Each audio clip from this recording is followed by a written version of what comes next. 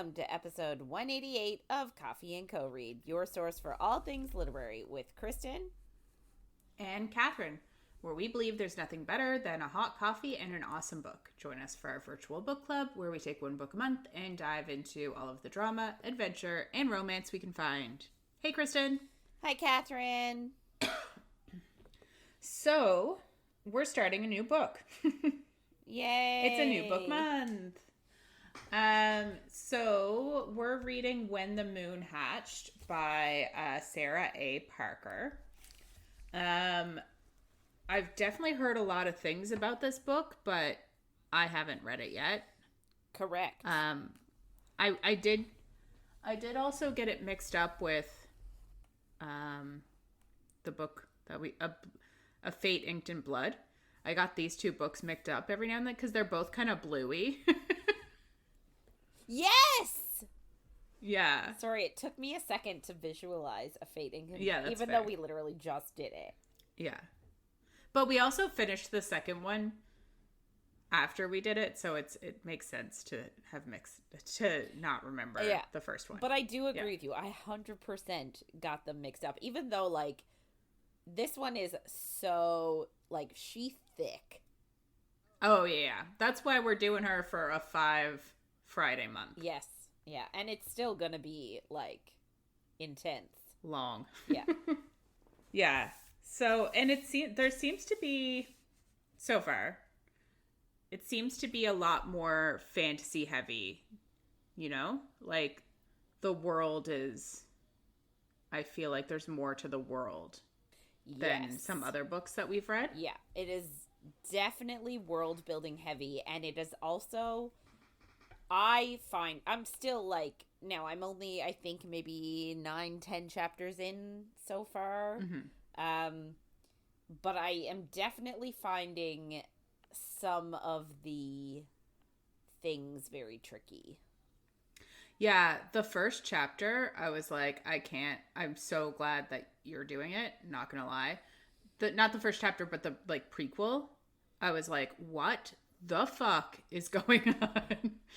I was like, there's so many people and so many things. Yeah, like, for sure. What is happening? Yeah. But yeah, I am, like, I am really liking it so far. It is I find it probably a bit more fantasy heavy than what we've been doing recently. Yeah, which is good in its own way.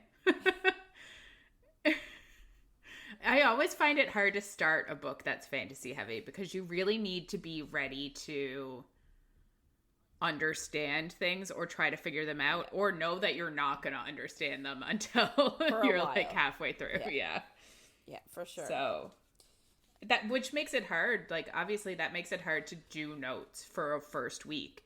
If you're reading it and you're like, I'm not going to understand this, then you're just like spewing words. Yeah. There is one thing that I completely do not understand that I will get into a little bit, and I'm sure you probably have similar things, but anyway. Yeah. We'll get the hang of it. But it is definitely interesting so far, and I think we've met the people that are going to be part of the romance. Maybe. Based only on the nose. The nose? Oh. When she first meets someone, she's like, he smells like, and says 5 million things. And you're like, yeah, that's it. That's him. It'd be really funny if he wasn't. I didn't honestly notice because I don't know if this world does that. So I didn't. But I didn't even register. I know. In contemporary romance. I know, he smells of pine and leather. Like, maybe he's just wearing leather pants. I would hate to run into somebody who's wearing leather pants and be like, yep, that's it. Like, I do not find leather pants attractive. That's what they're all wearing when they're fighting. They're wearing their fighting leathers. Oh my God. Like... Did I just ruin everything? Maybe a little bit. Because, like, okay, so in your brain, just think about it. Like, Yeah. yes, okay, so in literature, when, they're wearing their fighting leathers, they've got the pants on, and then they've usually bare-chested, and then this, like, big old, like, leather duster, right? And they're, like, fighting in it, and it's, like, hot as hell in books, right? Yeah. However, think about the type of people that you've seen in public with leather dusters and, like, leather coats. Those big, long leather coats. Like, it's not the same. No. I don't think I've ever seen anybody in real life make a leather duster hot. In real life. Yeah, no. Like, somebody who would wear it authentically. And I don't mean somebody, a hot guy dressing up for Comic-Con or, like, Romanticy-Con, whatever, like, you see on TikTok all these, like, model-esque men, like, trying to appeal to, like, the readers, right? And it's like, I don't mean those guys. I mean genuinely dudes who go out, shop for a leather duster, and wear it around town, unironically. Yeah. It's never who you want it to be. Yeah. I think the only person that... One second. Okay. Oh, God. The only person that I've seen that, like, wears the leather pants, and I could imagine him wearing a leather duster or something, is Youngblood. Okay. Has he been on your Instagram or anything? Anyway, he's 28. But that's, like, his style. He's very skinny. He is very skinny. But he's very much the no shirt, leather pants is how he does his concerts. My only issue is that he's sort of like his pictures sort of remind me of, like, a little bit Marilyn Manson-esque. Oh, yeah. He's got a cute face, I guess. Yeah, but that's the only person that I see non-ironically or like, cosplay-y dressing up and wearing leather pants. Yes. And he's more, like, he was good friends with Ozzy, and, like, he's trying to, like, be rock god like that. Right. So I think that's kind of the vibe. Yeah. But yeah, he is very much, like, very low slung pants, and I'm like, you're so skinny. Yeah. Which, yeah, Yeah, it's fine. He does look like a baby, though. Yeah, he is 28. I just wanted to look up his age in case he was fucking 18 or something. Yeah. No, that's a good call. Good But he call. is, like, I've seen, like, he just comes up all the time now, but, like, the way he talks to his fans is, like, so sweet and nice, and he just seems really engaged, and, like, he's one of the ones that, like, gets somebody to come up on stage and play guitar while he's doing a song. So, yeah, he seems like he might be a good guy. Oh, that's nice. I hope he is. Yeah. It seems like every time I'm on Instagram, it's like, this band is shitty. And it's all like, the old bands you used to love, and all of the guys are real creepy. Yeah. And it's like, great. Good. Yeah, for sure. Yeah. That was a segue. Yes. Moving on. I don't even know how that happened. Yeah. So I guess we're going to say, just a heads up, this is not a spoiler-free zone, and things might get saucy. I don't know if they do. Yeah, neither, spoiler alert for how we do podcast. Neither of us have finished this week yet. So, unless the last 5 chapters get super spicy. Yeah, I can't see it happening. No. It's not going to be in the first 5th of the book, I don't think. No, I can't imagine. I don't even know if it'll be in the first book 2 weeks It has to be in the first week because not week. Book? Sorry, it has to be in the first book. There has to be something because it is. I saw it say fantasy romance somewhere. Yeah, on the inside cover of the book it says a fast-paced fantasy romance. Can I just say, I went to Google it, and I said, is when the moon, and my very first predictive question was, is when the moon hatched spicy? Like, Google knows. Knows you so well. Like, Google knows. So, okay. Does it? Okay, so apparently the first spicy chapter is around chapter 35. Okay. So that's going to be week 3, but the very beginning of week 3. Unless it's around 35. If it's 34, then it's week 2. But week 3, that kind of makes sense. Yeah. That's what I was thinking. Yeah. It's about halfway through, so, like, it tracks. Yeah. People don't just jump on each other when they first meet. Some people do. Sometimes. But it's not usually the start of a long-lasting relationship. Not usually doesn't mean not ever. Okay. So, as we said, we are reading When the Moon Hatched by Sarah A. Parker. So just a little background on her. She is an epic fantasy author.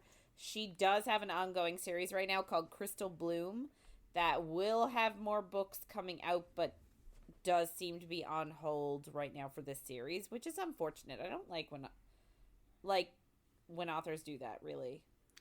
Yeah, and I don't know for sure, like, where, because I obviously haven't read the other series, but I was just kind of Googling it, and it was like, there's going to be another book, but there's no date yet. And obviously, these 2 books came out, so, like, maybe there will be a date soon. I just couldn't find one. Right. So, this book, When the Moon Hatched, is the first book in what's called the Moonfall series. And apparently book 2, The Ballad of Falling Dragons. Ballad of Falling Dragons is expected just early 2026, but I guess there's no real date for that yet. I don't think so. Expected just looks to be February, around February. Yeah.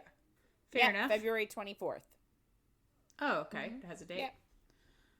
Fun. So, yeah. So, obviously, this is week 1, and we are reading chapters 1 to 16 this week. So, we start, as always, in epic fantasy, in romancy, but really in epic fantasy, there's a huge learning curve in terms of world building. So, we sort of get the origin story of this world, and it began with 5. So, the first was Kalis, god of ether, who is invisible to the naked eye, and he filled the empty space no one thought about. But he also is the one that sort of like created the canvas for everyone else, all the others to paint on, essentially. But they always like forget he exists. Well, I don't know if they forget he exists, but they always like ignore him because they can't see him. And they can't interact with him. Then Boulder, the god of ground, sculpted the sphere and created a globe that didn't spin. And there was a lush side facing the sun and a desolate side that was like forever in shadow. And like also made the ground, the terrain. Mm-hmm. Then Rain came next, who's the goddess of water. And she... Wild. I know. Revolutionary. Boulder, Rain, like... These names are... Oh, yeah. Boulder, though, just made me think of there's a video game, Baldur's Gate. Yes, yeah. I thought of a boulder. But I didn't even think of boulder. You didn't think of the word boulder? No. Oh, that's the first thing I thought of. That's like fair. now I obviously looking at it. I'm like, yes, Baldur's Gate. But like... Yeah. No, I thought of boulder. Girl, I listened to it.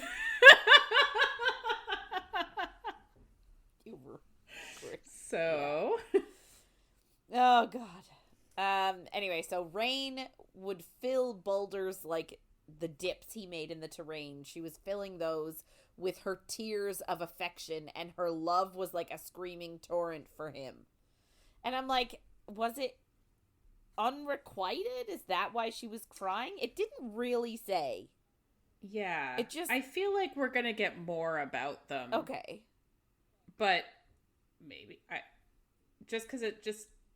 I don't know. Like, it literally just went from him creating the earth and then her being like, she cries for him. And I'm like, so does that mean he doesn't love her back? Like, what's on the geo?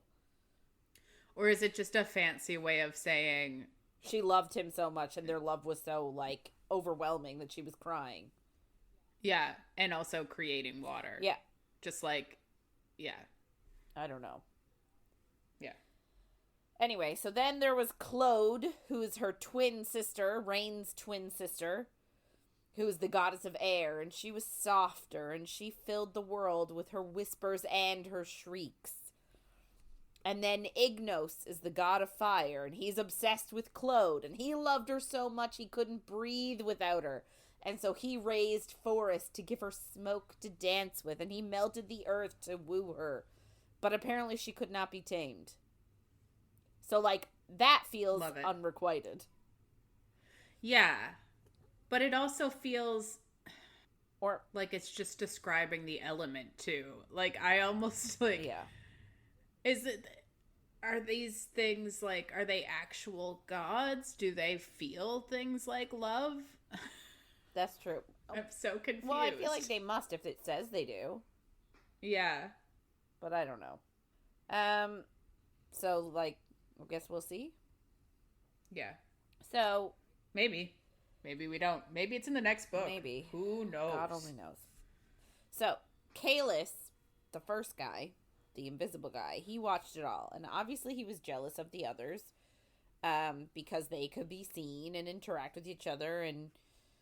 And he just watched his creations, like, bloom along the earth. A.k.a., like, living beings. And, like, he watched the earth, like, populate. So, some creations managed to speak his language. They all have pointy ears, so I'm thinking they're fae. Mm-hmm. And gain power from being able to speak the god language. And apparently there was, like, a book that apparently he wrote. And they found power in the runes that he wrote there. So, like, essentially... They're just trying to say that there's power in being able to speak a god's language or, like, to be able to use runes that the gods created. So, all the creators were proudest of their creation of dragons. So we get here, like, so not only did we just get a lesson on how the world was created, we're now getting a lesson on dragons. So we have saber scythes, which are in the burn, which is, like, fire dragons, and the burn is, like, the desolate area. Molten maws in the fade, which is, like, a marshy area. And moon plumes in Nethrin, which are, like, the ice dragons. Fun. It is fun. I do like the names. Plumes. Moon plumes. Yeah. And it just sort of talks about how, like, people would try and steal their eggs, and, like, it's really hard to climb into their nests and steal an egg, and, like, most people couldn't do it and would die. But they also said that the hardest dragon to steal from was a moon plume. I'm assuming because of hypothermia issues. Yeah, it seems like. So it said that, like, very few succeeded in stealing a dragon egg, and those that did would use the dragon that they hatched to wage wars. And even more people then learned, I guess, to kill dragons so that they couldn't be used as a tool in war. And when the dragons died, they would fly into the sky and curl up into balls and calcify. And, like, they just stay there for a while. Mm-hmm. And that's why they're called, like, they were creating what they call moons. Mm-hmm. So, like, that's why it's when the moon hatched. They're not moons. They're just calcified dead dragons. Yeah. So,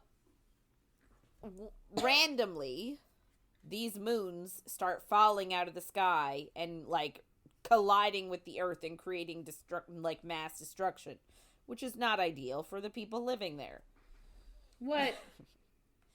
And Claude, Rain, Ignos, and Boulder realized, after this happened 7 times, that Kalis was to blame. I don't know how they figured it out. It doesn't tell us. We don't actually even know that for sure he was to blame, but they're saying he is. True. So then after an 8th moon falls, they lure him and trap him, cut his essence into tiny little pieces, and then trap him inside something called the Aether Stone. And that was sort of set within a diadem embellished with runes to keep him trapped for eternity. So, in order to keep him contained in that stone set within that crown, they obviously needed a guardian of immense power. So the creators created a mighty Fey warrior to wear the crown. And then it was up to him to pass the crown down through his family line. It's a lot. And I actually started listening to it the other night, and I was like, nope. And I had to stop it and try again later, because I was like, my brain's not ready for this. Yeah. So they do explain at some point there that the force of something causes the earth to start turning. And I can't remember what it is, but it was confusing, so I didn't write it down because I didn't want to try and explain it. Yeah. But something happened in all of that story. Something occurred, and whatever it was to do with Kalis, the earth, it, like, forced the earth to turn, which was unusual. And it, like, doesn't stop turning. Did you know that it started with a glossary? I did. I didn't actually look at the first. I only started reading from my section. I didn't look. Interesting. Yeah, I didn't look at the glossary because I was like, well, all these words are gibberish to me. I don't understand any of them. Oh, yeah. So I planned to go back once I sort of had a better idea. I just was trying to look at the first section because I have the book in front of me, but I didn't realize that there was so much stuff in the beginning. Oh, there's a lot. And I think they don't do any of that in the audio book. No, and I think there might be, like, is there not, like, a pronunciation? Like, it tells you how to pronounce stuff and everything? It's really cool, actually. More books should do that. Yeah. So, after they got this Fey warrior to, like, wear the crown and trap Kalis in his little stone, there was peace on it's not the earth, on the world. And more moons, like, I guess they kept going and killing dragons, and dragons would die, and more moons would litter the sky. But, like, none of them fell. So they were like, we did it! We stopped the moons from falling, because Kalis is trapped. But then it was very vague and said some tragedies occurred. But it didn't say what. But it said, like, how the Aether Stone was created was then lost to myth. And, like, people, it was, like, became one of those mythological stories that no one understood. Or that no one realized was real. Until one day, after 5 million aurora phases, a moon fell. And, like, aurora phases, like, this is sort of what I'm confused about. I don't understand, like, is it a day? Is it a year? Is it a month? Like, I have no idea what sort of span of time it is. In one section, we get that someone is 9 phases old. Yes. And they're writing in a diary. So I'm like, a phase is probably equivalent to a year. Right. But, like, 5 million aurora phases, that's 5 million years. That's a long time. Yeah. All right. Fine. No, I have no idea. But that's the only thing that I could see. And, like, is an aurora phase different than a phase? I don't know. That's what I mean. Like, it's not. Yeah. So, that is sort of all of our. It's not even. That's like. I don't even. The prologue, I guess. Yeah. So now we get our first chapter. And it just says on the first chapter, 5 million No, yes. 5,165 phases after the stone. Oh. So after the ether stone was created, 5 million aurora phases after that, plus 165 after the stone was created. That's where our setting is.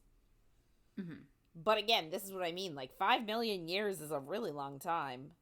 Yeah. Hence why I was thinking, like, could it be months? Could it be? Because like one. But does one moon phase is a month? Well, for us, yes.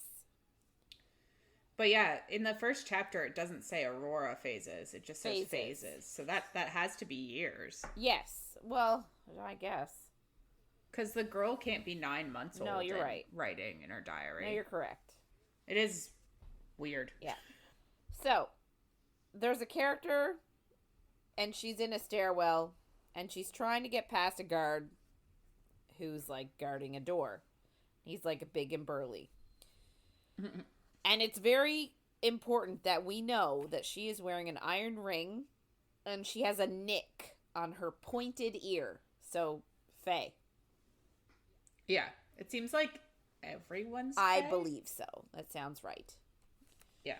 And apparently her nick on her ear actually has a name. It's called a clip.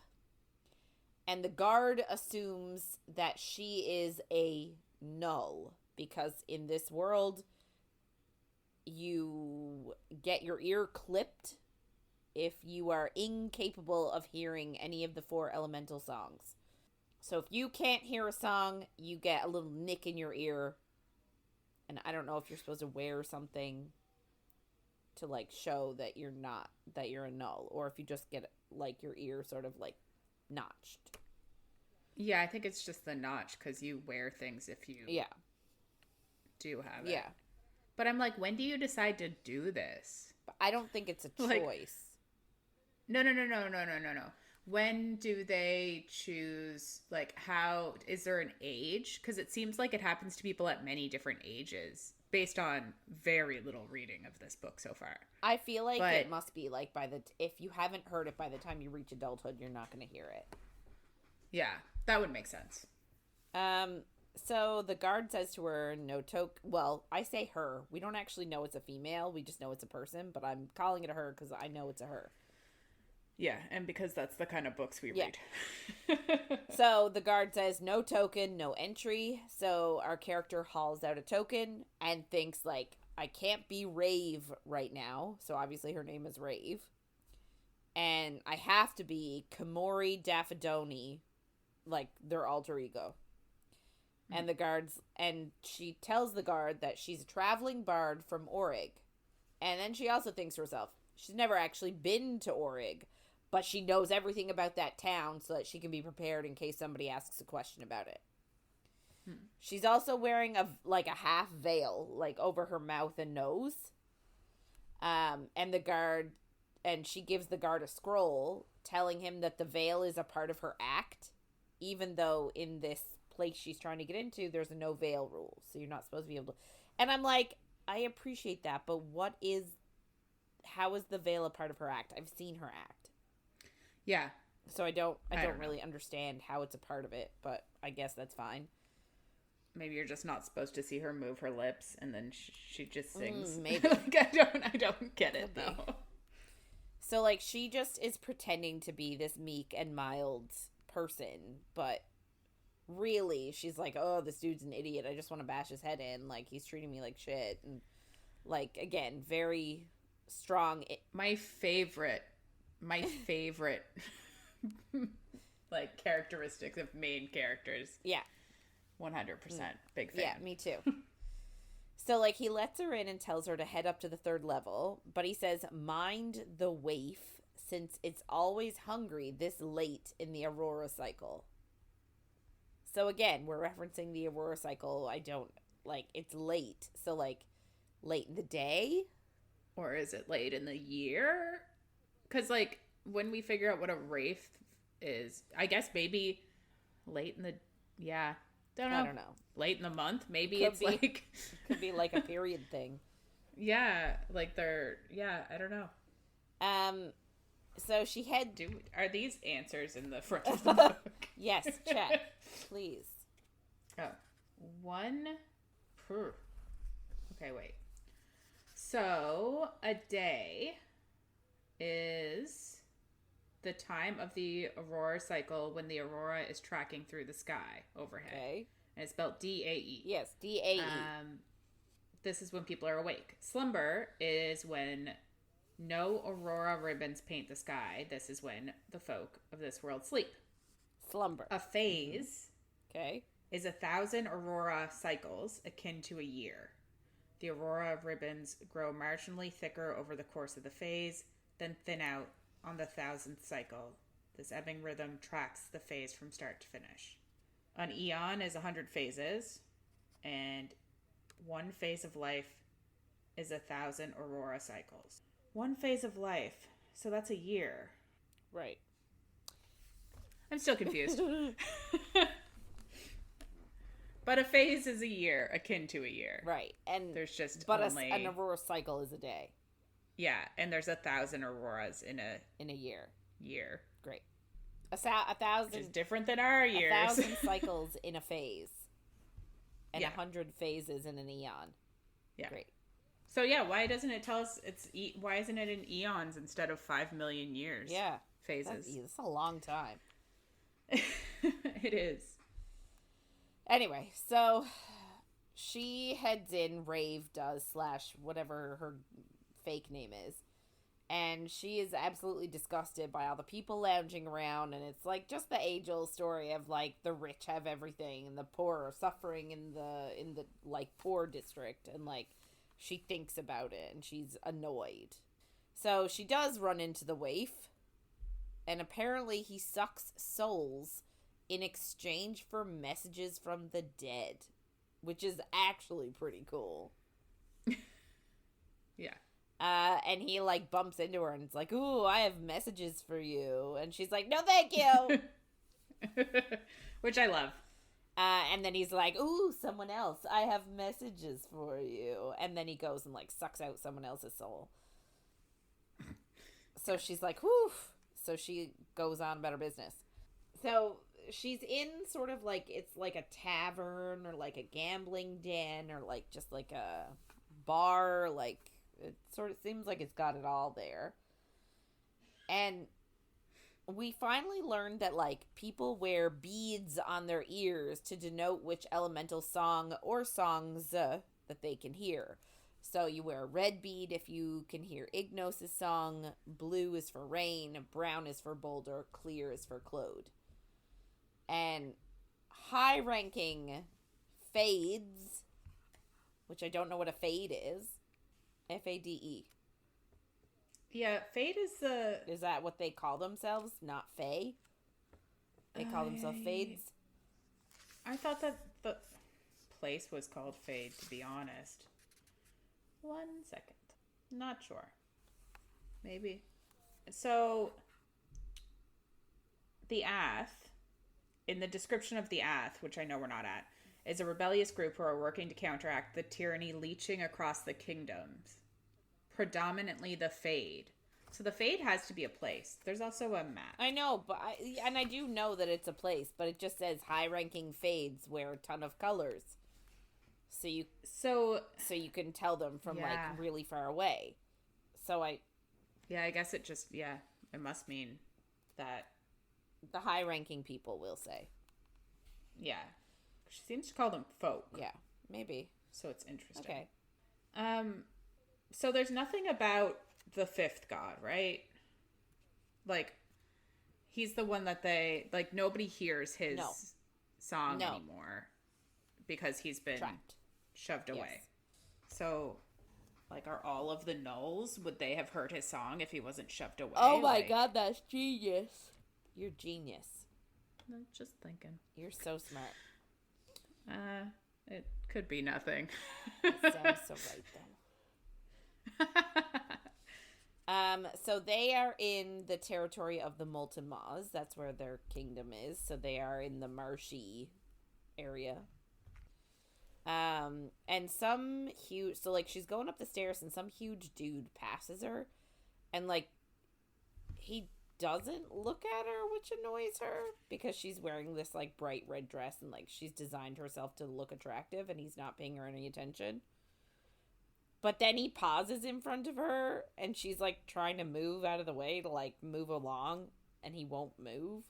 So then that also annoys her. So it's like, damned if you do, damned if you don't. Yeah, this is the... Wait for it. Okay, so she's struck with a smoky musk pinched with the smell of freshly split stone, softened with notes of something buttery. That is what this man smells like. It's so specific.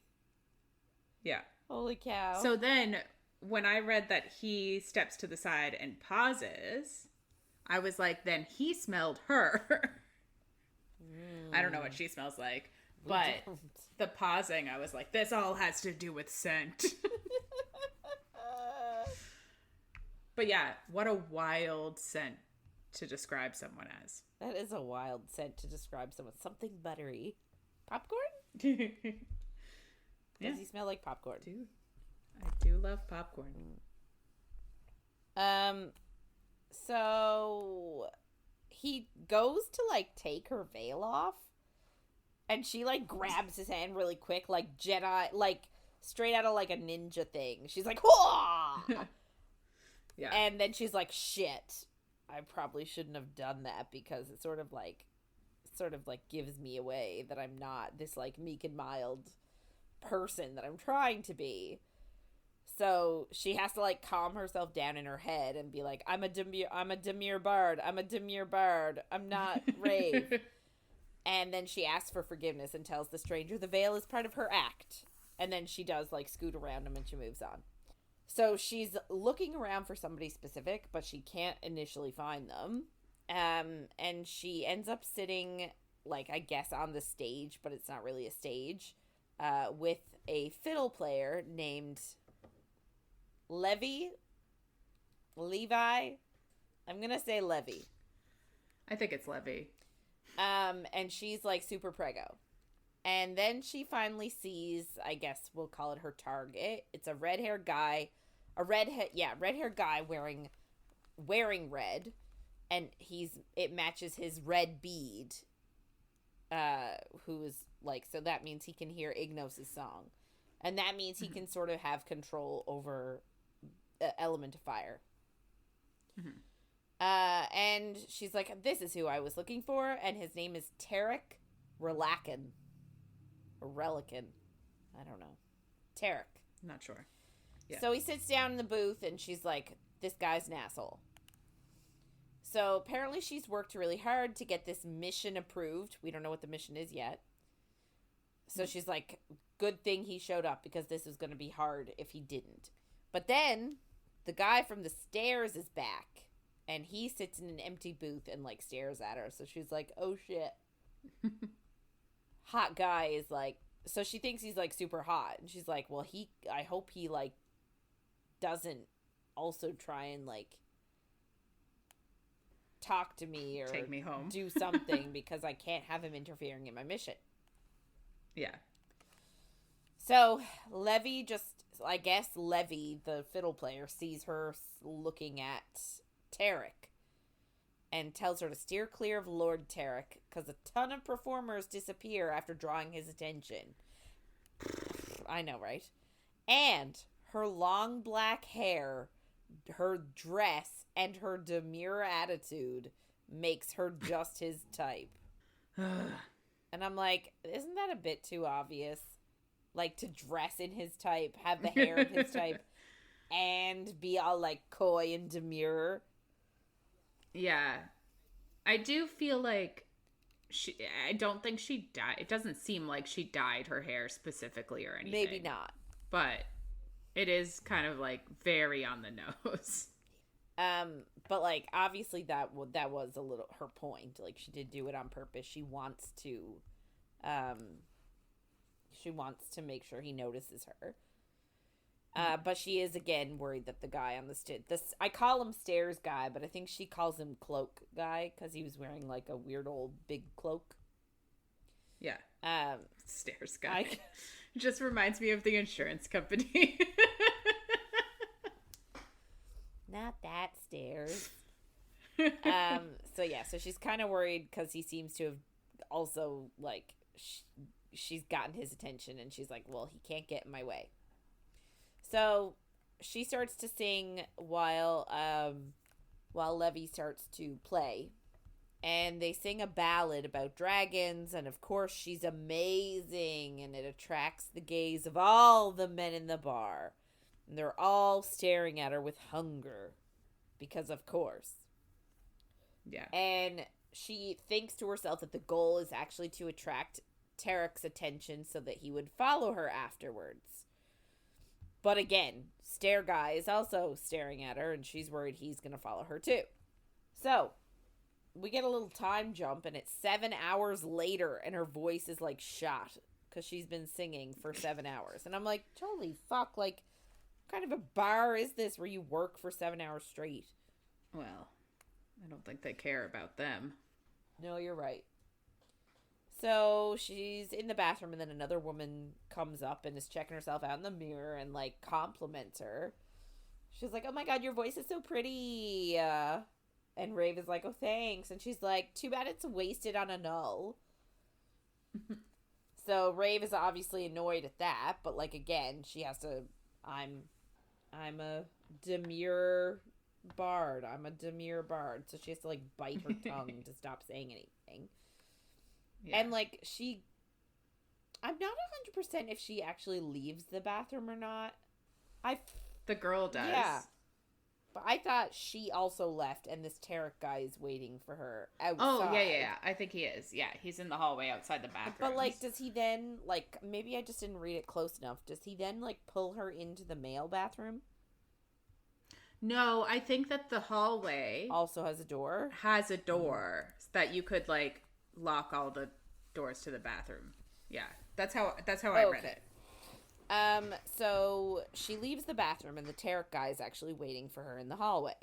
And he's like, have a drink with me. And she tries to be demure and just tell him, like, oh, sir, I'm so sorry, I need to walk home. And he starts to insist. And she's like, oh my god, I can lock this door, the hallway door, and I could just kill him here. But, like, she doesn't do it. Like, she hesitates. Well, it'd be a bit more obvious. Yeah, I feel like, for sure. It's not ideal. So, like, she's literally reaching for it, and then the stairwell guy comes through the door, and Tarek is like, he's like, good night, and Raeve is obviously annoyed that they were interrupted. She was really hoping to, like, get the W on this. Get it done. So W. She leaves the bar, and she's hoping that, like, Tarek is still around and will follow her. But Levy, instead, is like, hello! And then follows her and offers to walk her home with her bound. And I'm assuming that's, like, a husband or a wife. Like, it's a partner. Yeah. I don't know if there's any, like, magic to it, or if it's just a person you choose. It looks like Fae, Fae, is the common folk in this world. Okay. Oh. No. Never mind. Are we looking for bound? I was, yeah, and then I got distracted. Oh, okay. The equivalent to a spouse. To say we are bound is also to say we are married. Oh, okay. Okay, so she's like, myself and my bound will walk you home. And, like, Raeve is like, no, it's fine. And Levy is like, no, we couldn't, like, at all. We couldn't forgive ourselves. We have to walk you home.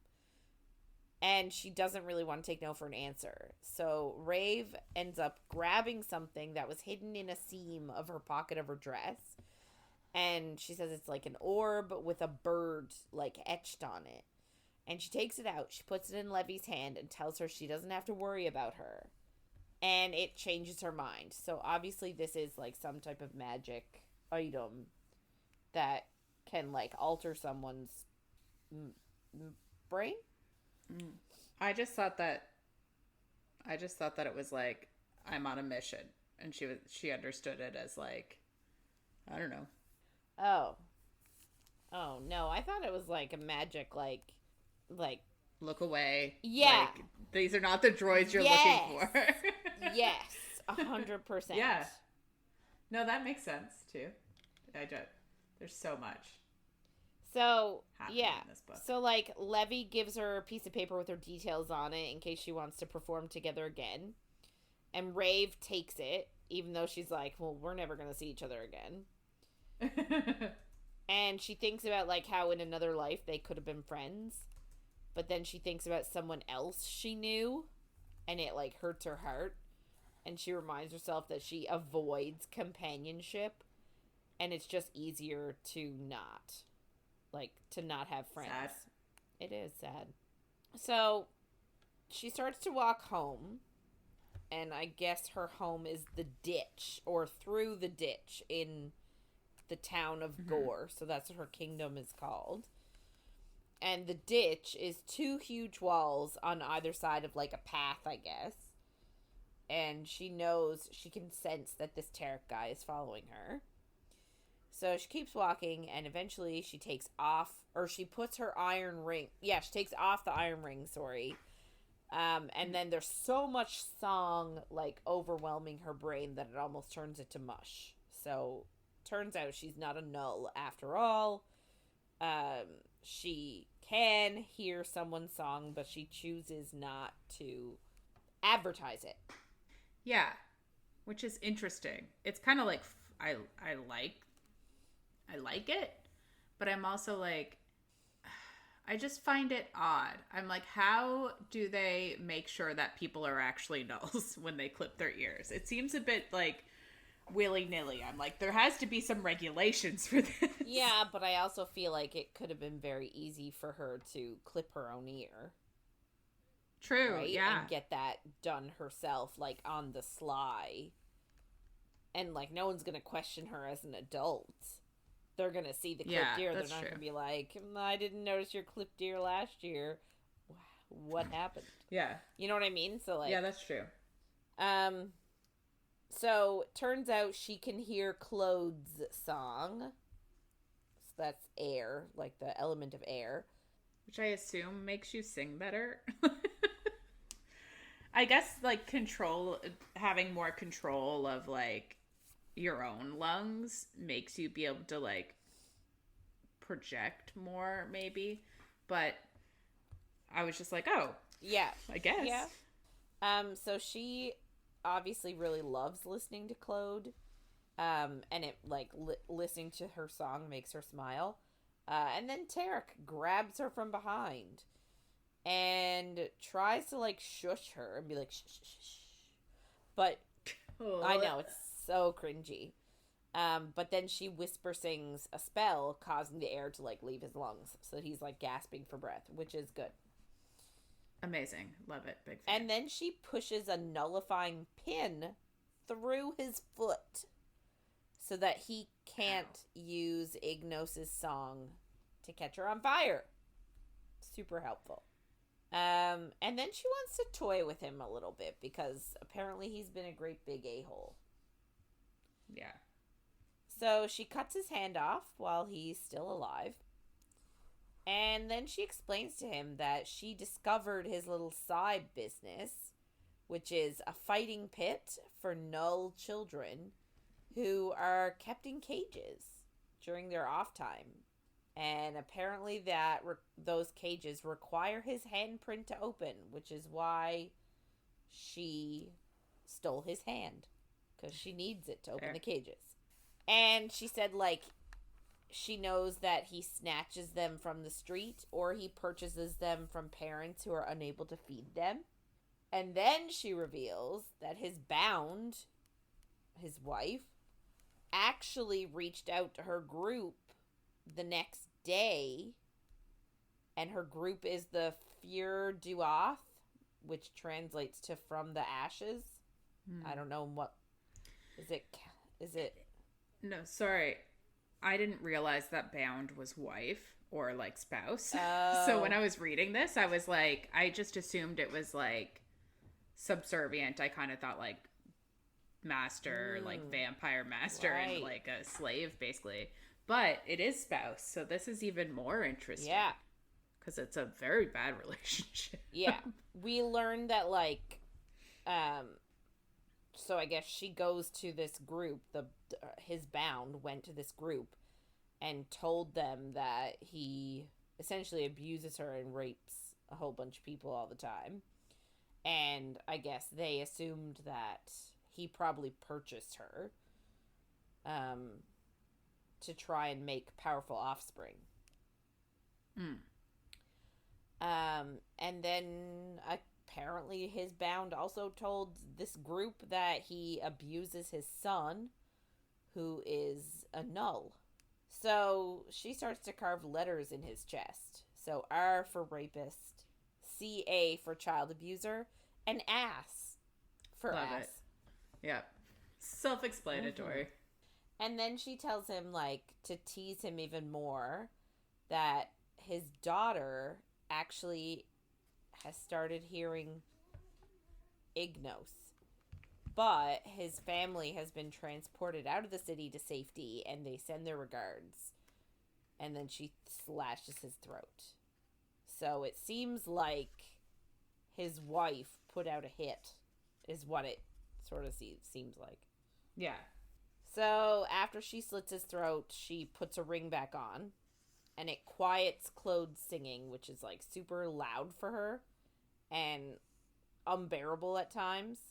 And she says that she can tune it out if she tries really hard, but she can't turn it off when she sleeps. So like it could wake her up. Mm-hmm. And they say that I feel like you'd go mad. Yeah, without the ring, 100%. Yeah. But she says that the louder the song is, the closer the connection to the creator, and the more power you can get. So she powerful. She powerful, yeah. Love it.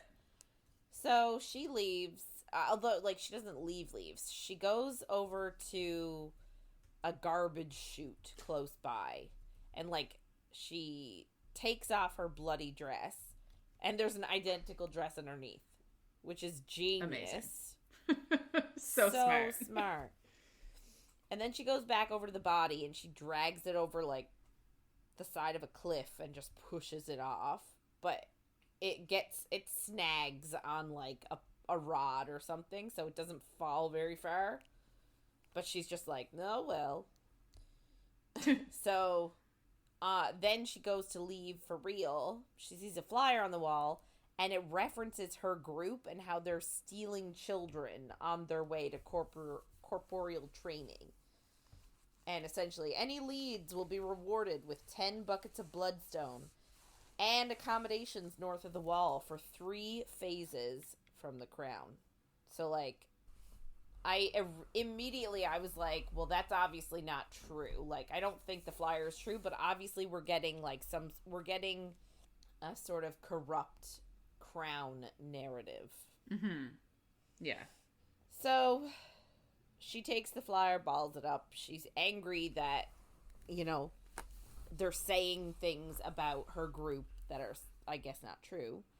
But then she's turned around and grabbed by the stare guy at the bar. And, of course, she can see his face now, and he's Gorge. Of course. So he has a clip on his ear, but no beads. And that shows that he is a null. But she's like, I don't know if I believe that, because I have a clip on my ear and I'm not wearing beads, but like, I'm not a null. So she just doesn't believe that he actually could be a null. And then he asks if she's okay. And I don't understand that. Because, like, she's just standing there at the wall. Like, in front of, like, a wall that had a poster on it. Yeah, but I assume that he's been stalking her and saw her go off with the guy. Maybe. And he's like, or it seems like he knows. Oh, guaranteed. After their conversation. Yeah. So it's like, Yeah. I guess. Anyway, she says that he looks really angry, so she doesn't really know why he's asking if she's okay. So he goes to remove her veil next, but again, she pulls a dagger from her sleeve and holds it to his crotch. Amazing. I know. And he's like, "What's your name? Your real one, not the fake one you gave at the bar." And she's like, I'm not telling you that. And I'm like, valid point. You're not just going to tell some rando. Like, you know what I mean? You're not just going to tell some rando. 100%. What? It's like, I know you gave a fake name. Tell me your real one. It's like, there's a reason I gave a fake name, dude. Yeah. So she just is like, no. And then says, let me go. And he's like, okay. Well, she was going to cut his dick off. Well, I guess, yeah. But I think he could have gotten out of that. I don't think that was really an issue for him. So then she thinks, like, should she kill him and push him over the ledge? Because she's like, shit, like, how much does he know? But then she's like, it's going to be really hard work to push him over the edge, too. I really don't want to. And she's like, I don't think he actually saw me with the guy or saw me kill the guy, so, like, I'm probably okay. And then she's, like, just going to turn around and leave, and he's like, I guess she's going back in the direction that she pushed the body. And he's like, be careful, there's a dead guy over the cliff, you should avoid that area. Which is hilarious.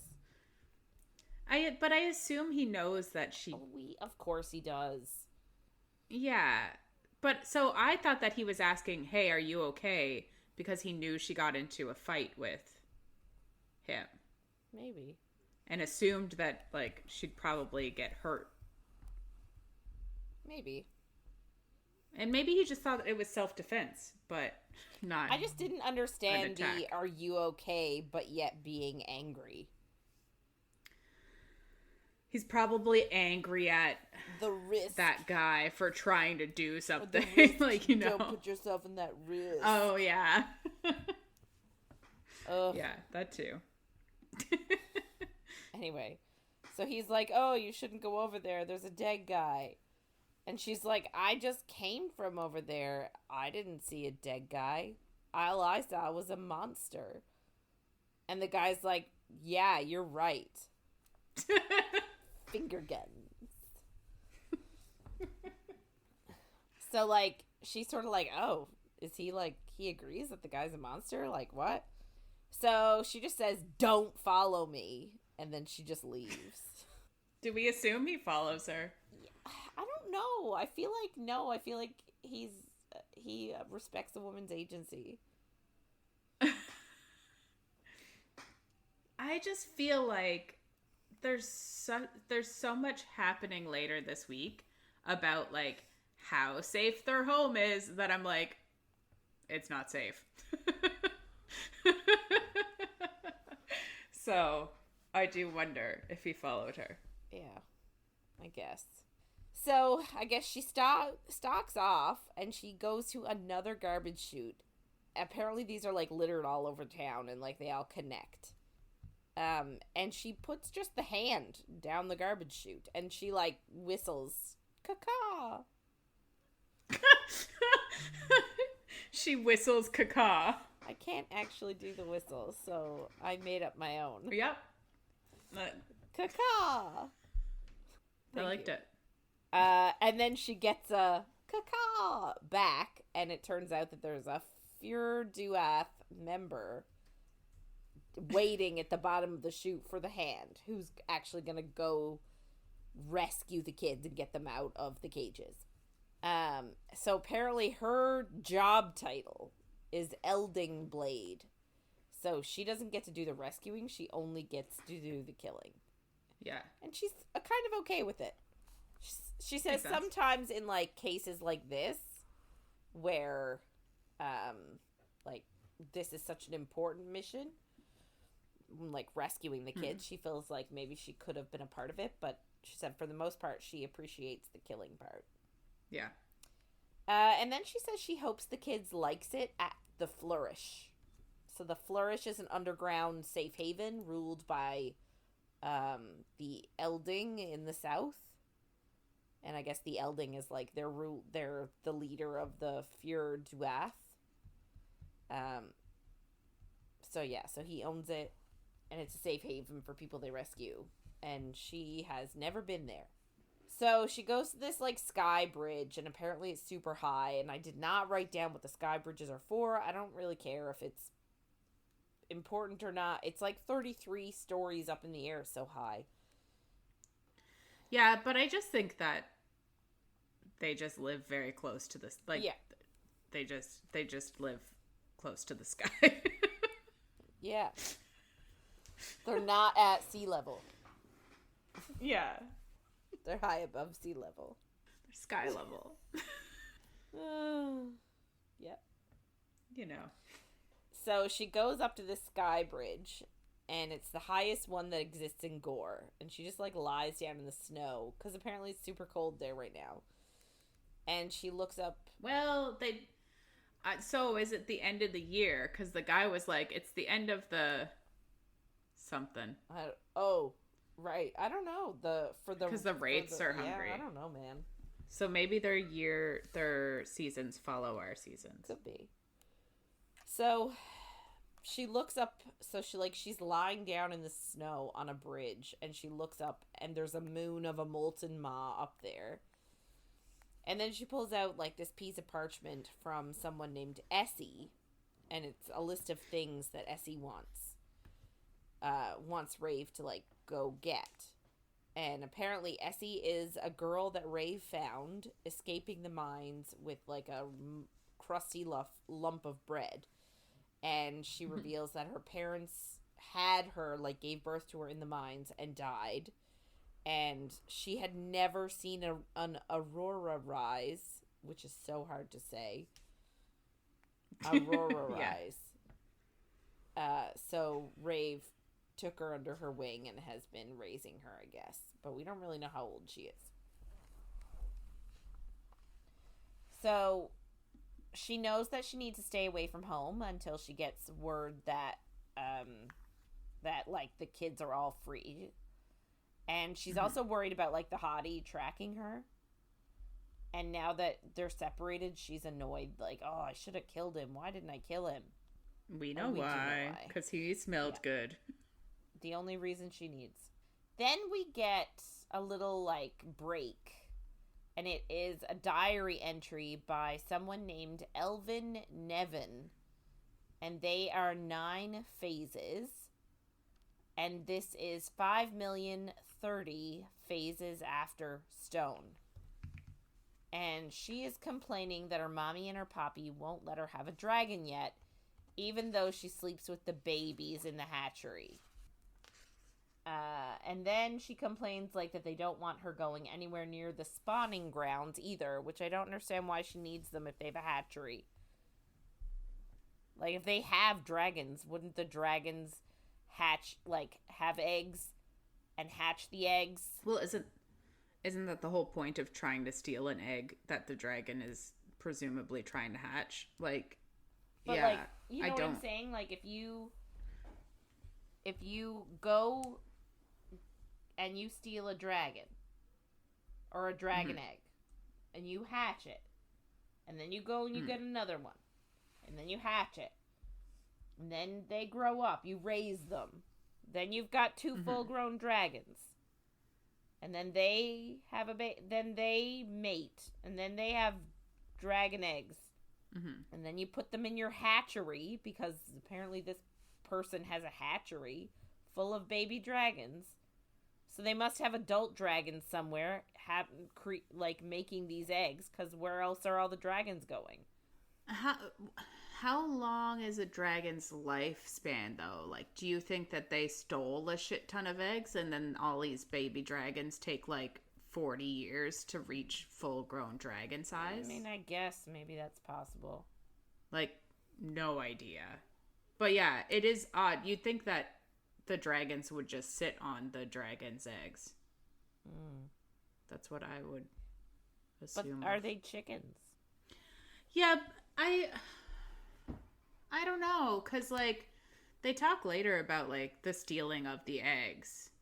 And it seems like they're just nests with eggs. So I would assume that they would be sat on by dragons, but I don't know. Obviously not all the time. If you can get in there and steal it. I assume you're not stealing it from under the butt of a dragon. That's a good point. I just never pictured dragons sitting on their eggs. I just picture them like going, hot breath. Yeah. I don't know. That makes sense. Anyway, so back to this little 9-year-old whose parents don't want her going anywhere near the spawning grounds until she's 18 or has heard the elemental song. Whichever one comes first, I guess. Mm-hmm. So she doesn't know even if she wants to hear any songs because she can see how heavy her parents' heads are, and they're wearing crowns with gorgeous stones in them. So, like, we're sort of inferring that these are the king and queen that have Kalis stones, the ether stone in their crowns. Mm-hmm. And she even says that, like, she sees her mom trying to, like, take the crown off of her head, but it won't come off, which is, like, wild. And, like, she's, like, crying and screaming to tear it off of her head. So, like, yikes. And she even said that she found her mommy outside crying once. And she asked what was wrong, and she told her she lost something, which is interesting. But then her dad / Poppy found them and tucked them both in bed and told this little girl that she would understand when she's older. But she's like, I don't think I want to, because it's something off. It's something not right. Yeah. So that was like our sort of little diary entry. It comes up a few times. Does, yeah. I'm assuming it'll continue to come up. So Raeve then wakes up. She fell asleep on the bridge. So now it is in the snow. I'm like, how are you alive? I guess she's Fae. Yeah. So it's daytime. So she goes to a market to look for the stuff that Essie wants. So she heads to the Curly Quill, which has supplies for Roonies. And I'm assuming they are a different form of, magic user. They could write runes, is what I'm assuming. Mm-hmm. So the owner of the shop's name is Ruse, and sort of, says something snarky to her, so demonstrates that, they do know each other quite well. So she passes Ruse the list. Ruse is like, yep, we're good. I have it all. The only thing is there was a blood splatter from the dude last night that ended up getting on the piece of parchment, and Raeve can't pick it off and see what's written underneath. So there's a missing ingredient, which I'm sure is not gonna matter at all. So that's why I mentioned it. So Ruse gathers all of her stuff and opens this ledger, and it must be magic because it tells Raeve how much money she has. Mm-hmm. And she's got 710 buckets of bloodstone, which apparently is really good. But then they're literally looking at it, and then the number goes down a little bit, and they both assume that her boss took a cut. Mostly because Raeve is the one who requested they complete this mission. Mm-hmm. But she still has 610 blood... Is it blood buckets?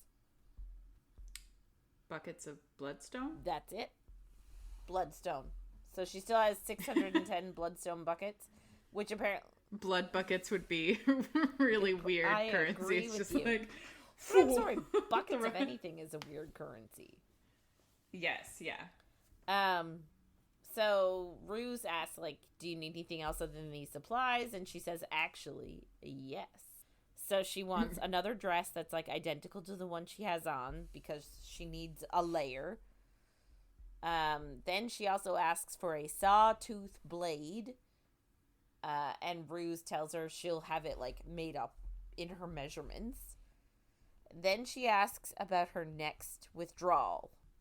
So for them, withdrawal means that she routinely takes her money, leaves what she needs to survive, but then scatters buckets of bloodstone around the poor district, sort of as a fuck you to those in charge. Because, like, it doesn't seem like anybody else does anything to help. Yeah. So she's on her way out the store, but Ruse tells her that Sareem wants to see her. And Raeve tries to be like, oh, I'll just be back after I've slept. But Ruse is like, sorry, that wasn't a request. It's an order. So, annoyingly and a bit begrudgingly, she heads upstairs, telling Ruse that she doesn't understand how she lives beneath that bitch. I don't know if she uses those exact words, but that's me paraphrasing. Yeah, it's similar. So, Sareem immediately just says that she heard that, but Raeve stands by what she says. And Sareem has a white Rooney bead hanging from her earlobe. I forget what white is. My God. I don't know if white is one. Isn't it clear? And I don't really understand what her magic is. It's red, blue, brown, and clear. Yes, and clear is air. Yeah. So that's not what she has. Well, we're gonna have a look, aren't we?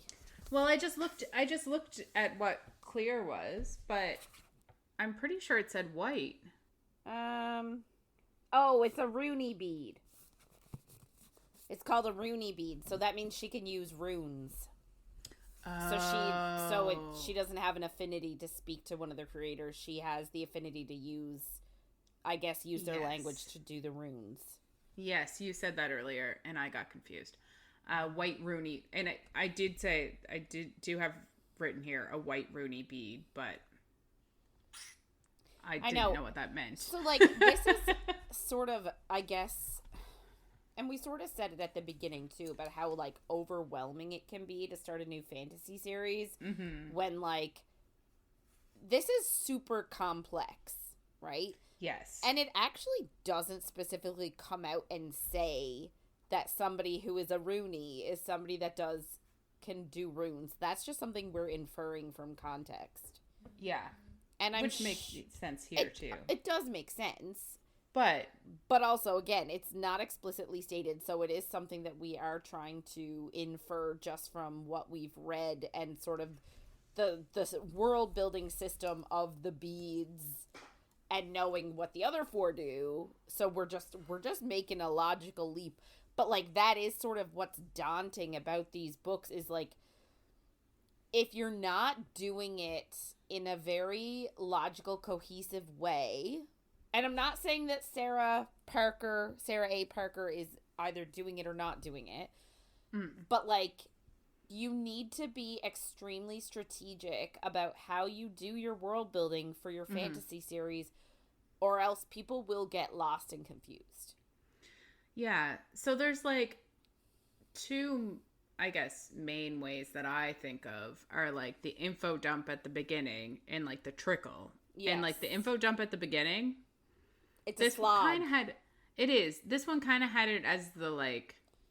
The, like, origin story, like, the creation story of the world. Yeah, but also, if you were just reading it, you would just kind of, like, read past that and get past it. So it kind of has both in this book. I don't know which I like more or less. I guess, like, the thing, and I'm going to keep going back to SJM just because, like, she's an author that I really resonate with. And I found sort of a similar vibe in Crescent City, right? It was a huge info dump at the beginning. But whatever way she created that, it made it super palatable. I feel like hers also would just, like, kind of sprinkle it in as you went, which is kind of what's happening here. But there was a lot of stuff in that book, too, that I didn't really understand until my second reading. Yeah. But, like, then you have all the information, so it's easy to go back and be like, well, yes, of course, I get it now. Yeah. Like, who knows? There might be some shit about the Rooney beads, like, in 100 pages. Yeah. But, like, if you're not giving us the information about it the first time you mention it, I don't really want to hear about it later. Yeah. You know what I'm saying? Like, yeah. Like, a sentence in here about, like, her white Rooney bead showcasing her ability to use runic magic would have just, like, an extra, like, 6 words would have really, like, laid it all out there. Does this mean that, like, anybody that uses Rooney magic has a white bead? But then the other thing, too, is I'm sure Rooney is in the glossary. If we went back and looked at the glossary or one of the places, it probably says that... Because Rooney was capitalized. Hang on. There's a lot of words. M, N, P. Okay, Rooney is someone who has learned how to wield the symbols found in the ancient tomb some believe Kalis wrote in his desperation to be heard.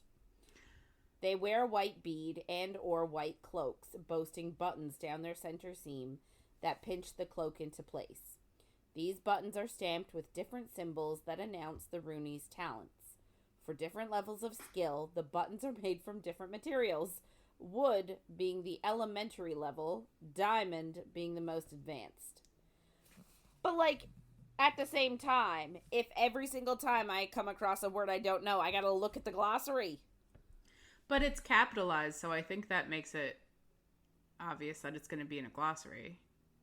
Like, other than names and proper, like, nouns and stuff, if a word is capitalized... Maybe. I think it's just a different way of her to give you the information, but not have to throw it in. I guess, but, like, for me, a glossary is optional. Maybe it shouldn't be. But do you know what I'm saying? If I'm reading something, if I come across a term I don't know, I usually don't stop and then go search the glossary for it.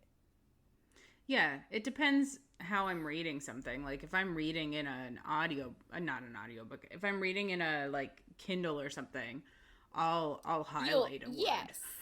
But that's instantaneous, right? You don't have to stop physically reading, go to the front of the book, like, look alphabetically for the word and then read about it and then go back and be like, oh, yes. Yeah. But again, I'm not saying, I'm just picking it apart a little bit. Like, I'm not saying I disliked it. I do like it so far. Well, and I'm having a good time with it. We were able to realize what it means. Yeah, infer what it means without having to go back. But like I said, when I listened to the first your part on audiobook and then I started my part, I didn't realize there was a glossary until we started recording. Yeah. So, like, if it's information that everyone needs to know, it should be available on an audiobook as well. Yeah. Which, and I mean, they're not going to list off the terms in the audiobook for the first, like, 40 minutes. Yeah, which, like, and now definitions, and it's like you're listening to the dictionary. Yeah, I wonder, do they not do it at the end or anything? Because, like, it seems like that's not, like, that it's something that people who aren't going to sit down and read, or people who are blind, like, they should have the option for a glossary and stuff. Like, is it not in the Audible at all? It just seems like... Oh, or did it skip past it and just go right to the beginning? Yeah. Like, is that something you have to, like, press play on yourself? There's nothing about it. It's just opening credits, trigger warning, PDF enhancement notice, dedication, prologue. And all of those are less than a minute. And it's interesting. Yeah, that isn't... I do agree with you, because there are people that need to listen to audiobooks for, like, with vision impairment and stuff like that. And, like, yeah, this is information that should be available to everybody. If it's important enough that you need it in order to understand the basic elements of the world, it should be written in your book and not as an option to read at the beginning. Yeah. Or, like, it should have footnotes or something. Yeah, there should be something. Otherwise, now, like, not everybody is getting the same experience. Like, imagine people that, like, without vision impairment that just listen to audiobooks for the sake of it. Yeah. And don't even have physical copies. Yeah. Like, that's still reading. So what, those people just don't get those terms? Yeah, and I don't know if it's, like, a thing with audiobooks in general. Do they not have glossaries? I'm not sure. I don't know either. I don't often notice, depending on what I'm reading or listening to. Like, I don't often have both. Anyway, this is a long haul we just went through. Yeah. So, long story short, you need, apparently, the glossary. Yes. So, she's also wearing a chain with a vial etched with luminous runes. And Raeve just has the urge to grab it and pour it down the drain. And we don't understand that at this point at all. No.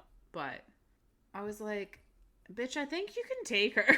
Just do it. I know. I think she'd be fine. But Raeve then says that she bites her tongue everywhere else, so she refuses to hear. And Sareem can cut her loose, and she might even do the odd assassination for the cause between hunting folks that she chooses. And she thinks to herself, murderers, child abusers, and incompetent kings.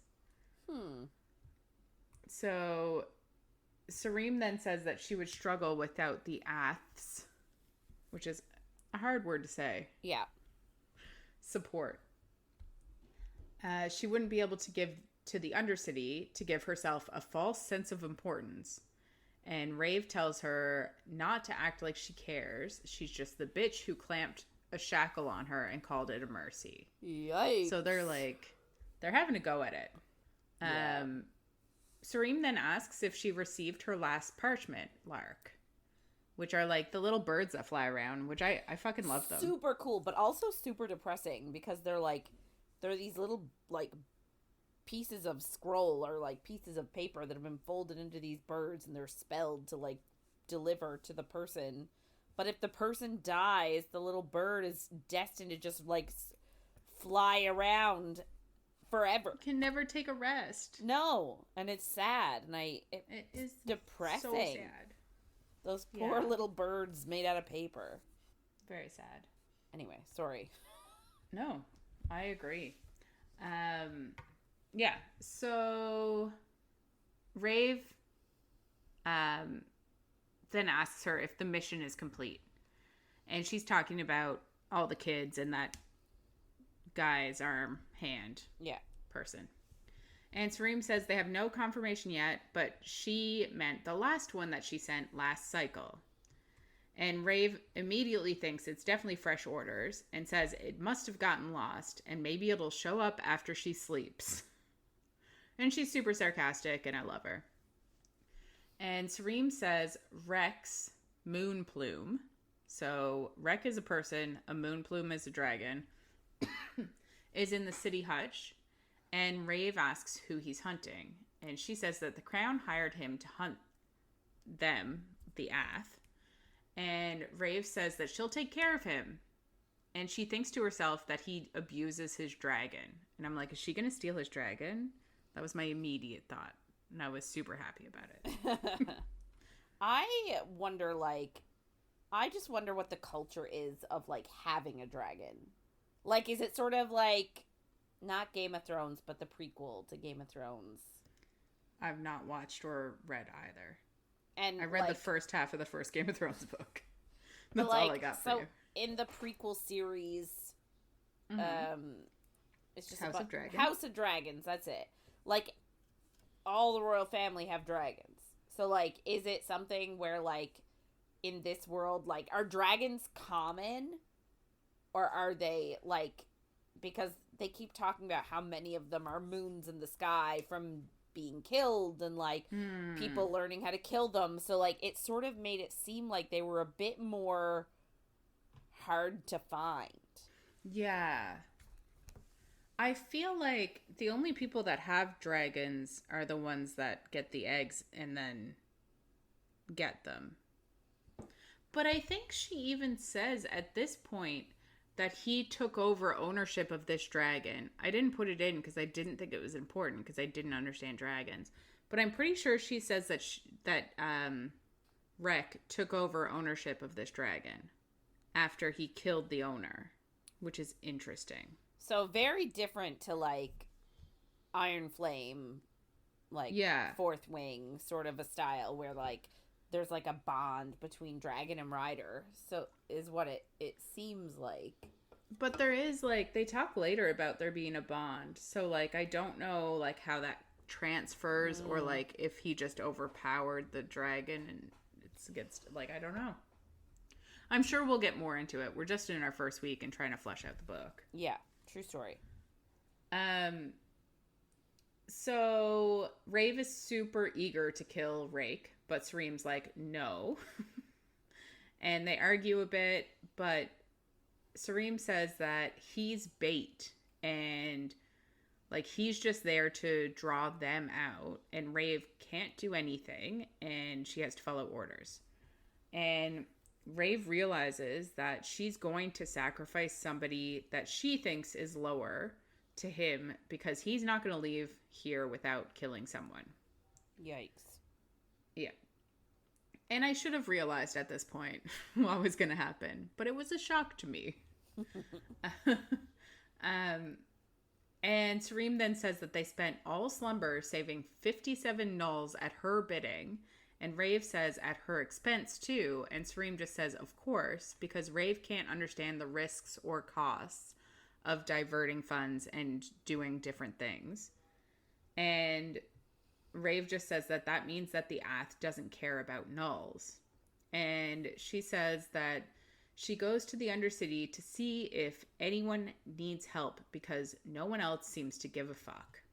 So Sareem grabs her vial and scrapes her nail down the groove of it. And in like a specific spot that is Rave's rune. And Rave's body jolts and she feels a scratching like she's being filleted in her rib. And Sareem asks why she can't be happy. And Sareem says that she has the Elding's favor and he does more for her than he has for anyone else ever. And Raeve can tell that she's jealous. And I'm like, this is just so fucked up. But it's also the reason why she wants to throw the vial down the sink. Yeah. And Raeve says it's hard to be happy when the king is turning elementals into killing monsters and less valued folk are rotting away in the mines. And she shows her the flyer that she grabbed when she found Hottie McHotface in the alley. And Raeve says that they need to kill the king. And for the love of God. Sareem is just like, nope, the Elding doesn't want them to yet. And Raeve is just like, screw the Elding. And then, of course, there's another scrape on her rune, and her spine is on fire. But she stays still and quiet because she's like, super strong. Fuck you. But she says no one would expect it, given that the crown is looking for them. And Serene says the queen will be left in charge then. And Raeve is like, yeah, as she should be. But we get that she can only speak with Claude. And that's not good enough for the people, apparently. But Raeve says that they have a tri-bead son, which means he has 3 beads and speaks to 3 gods. Yeah. Which makes me wonder, like, is there anyone that speaks to all, like, what's gonna happen? I mean, let's be honest. I feel like I just feel like our main character has to end up speaking, like, I just feel like she will. Speaking to all the, like, I think she's gonna be the one that gotcha. speaks to them all. Yeah. So they say that their kid speaks to 3, but he hasn't been seen in phases and is likely mad. So I do wonder if, like, the more power you have, the crazier you are. Yeah. Do you know what I wonder? I legit wonder. So, like, we've already learned that, like, the king and queen wear, like, wear the crown because we get those little. We've gotten the journal entry of the little girl and her parents are king and queen, and they have a crown with, like, a really fancy jewel on it. And I think it's just the queen that has the fancy jewel. Yeah, could be that has the Ather stone or whatever. Very well could be, but I guess I'm not sure. My question is, like, which king and queen? Because, like, there's a whole bunch of areas. So, like, where they live, there's a king and queen. Is that the king and queen of the entire world, or is that just the king and queen of this marshy area? Is there another king and queen of the frozen place? Is there another king and queen of the lava place? Like, what I want to know what the kingdom situation is. Yeah, I'm not sure. And I don't know, like, did they become royal because they had this jewel passed down? Yeah, so it said that they created a god, like a great Fey warrior who would pass it down. So I assume because they said it in a diadem, I assume that they made that Fey warrior the ruler. Yeah. Is my assumption. I just assumed they were the ruler of everything. Oh, maybe. But I don't know. We don't get that. Don't know yet. No. Anyway, another side note. So sorry. Yeah. It's okay.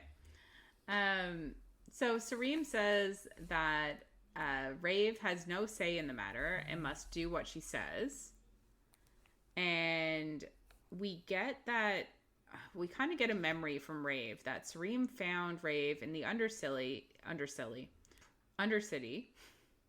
and she was in a killing calm, as we like to call it. Yes. But she put herself behind a veil of ice, and she knew what she was doing was wrong, but there was a part of her that liked it. So I was just like, I don't understand what this means. We get it. We get a bit more later that makes more sense. Yeah. So, Sareem basically says that, like, she has a strong affinity with Claude and skill with a blade. So Sareem gave her an option to die or to give her her blood for the vial. So the vial that she was just scraping, and everyone, except for Sareem, in, I guess, the Ath, gives their blood. And other than just torturing them like she is now, Sareem can also help heal people faster. And Raeve says that she would have followed the cause without this, but Sareem says that she would die without it because she's apparently had to heal her before. So, runic blood magic? It sure is something. Yeah. Raeve asks then what Sareem does for the cause other than sucking the Elding's metaphorical cock. And Sareem flushes, and Raeve is just like, oh, maybe not so metaphorical, which is just funny. And Sareem says that she saved her life, and Raeve thinks Fallon is the only one to ever help her without payment, and she's dead, and she'd rather be back in their cell dreaming of freedom. And Raeve promised Fallon that she would live after she found her cold body. And then she stops herself from thinking of that memory. We're just like, okay, there's this story there that we're going to get in pieces. Yeah. Yeah. And she did reference, we're assuming, Fallon once before. Because she was like, I thought of somebody in my past. But no, I'm not going to go there. So, of course, we have like a tortured soul situation. Which is fun. Always. And Raeve says then that her life was never on her terms, and she refuses to accept this is living. And she turns, and Sareem says that she didn't say she could go, but Raeve tells her to run her nail down the rune again. And we assume she doesn't. She just leaves. I know, but, like, if this is a person that, like, could torture you, like, she's really, like, egging her on. Yeah. Yeah, she is. So we get a diary entry now, and it's Elvin again at 9 phases, And Hayden leaves to try and steal a moon plume egg. And their parents beg him not to go, and she knows her brother was scared. And Poppy says it's hard to get an egg. You need to go out to the cold Netherin and climb a really high ice tower, steal an egg, and get down fast and quiet. And she thinks her brother isn't quiet and he's not fast, which is just kind of funny. And he doesn't hear any elemental songs, and she doesn't think he's coming home from Netherin, which is sad. And when I read this one, I did not expect the next one to be what it was. Because I was like, oh, he's already gone. And but okay. So we go back to Raeve now, and she's outside, and she sees a molten maw, which is another dragon, blow fire, and people scream and run under a sky bridge, which Raeve thinks is useless because dragon flame doesn't abide by the rules of nature, which is interesting. Mm-hmm. And she says Ignos's language can't deter it from blistering skin, which is really something. So, like, I guess that means, like, if you are blessed by Ignos, you can still get burned by a dragon. Oh. Which I wouldn't have assumed. Only a dagger mork, not sure if I'm saying that right, can wield it, I guess, a dragon's fire, bonded with a dragon. And she says that that's more myth than reality now. So I'm like, so she's going to be a dagger mork. Whatever that means. It's such a weird... Hang on. We're going back to the glossary. Okay.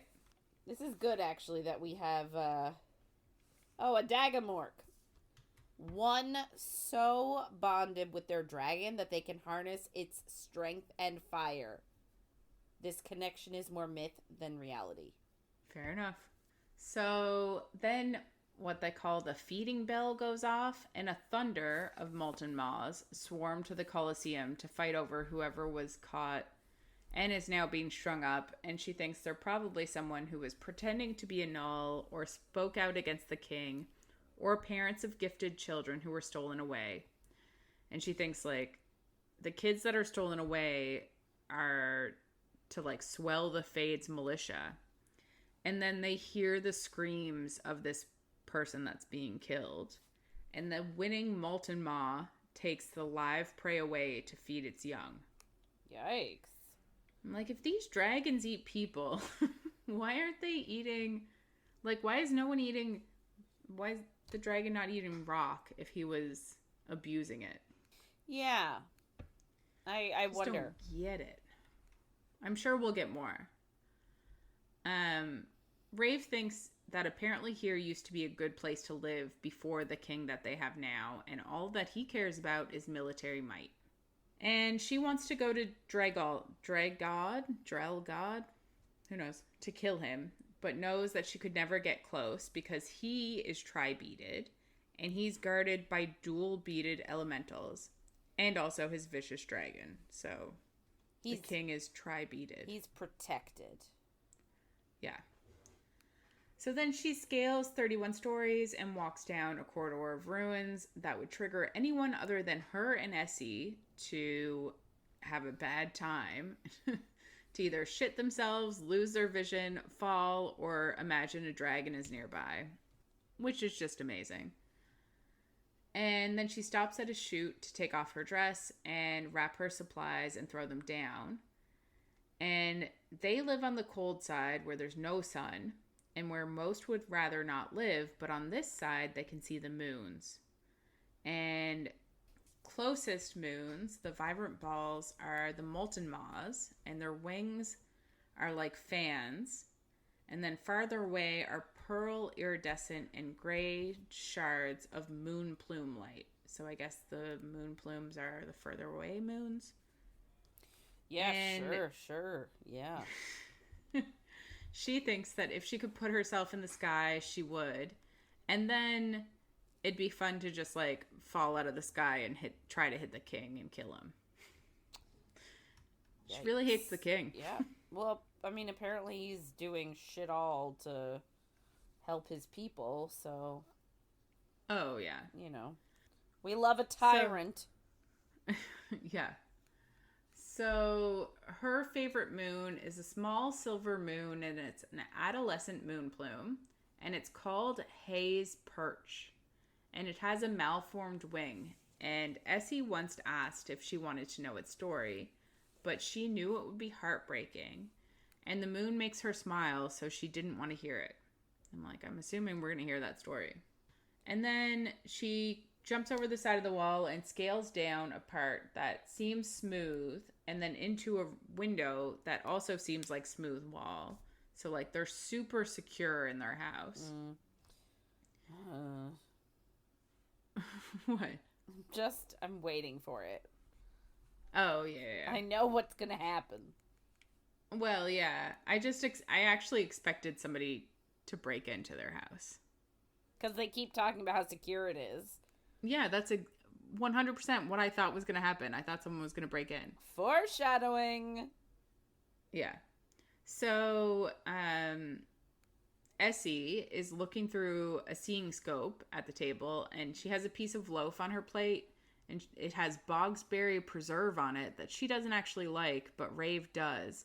And Raeve thinks that they both pretend not to worry about the other, but they really love each other. She doesn't think love, but they care about each other. Yeah. And then Raeve gets some food, and we get that Essie has vibrant red hair and dresses in black, and she ruined their house after... Ruin as in put up runes. Not ruined. Not ruined. Ruined. But ruined their house. After waking Raeve up with a sword and screaming for a cup of blood, which is kind of funny.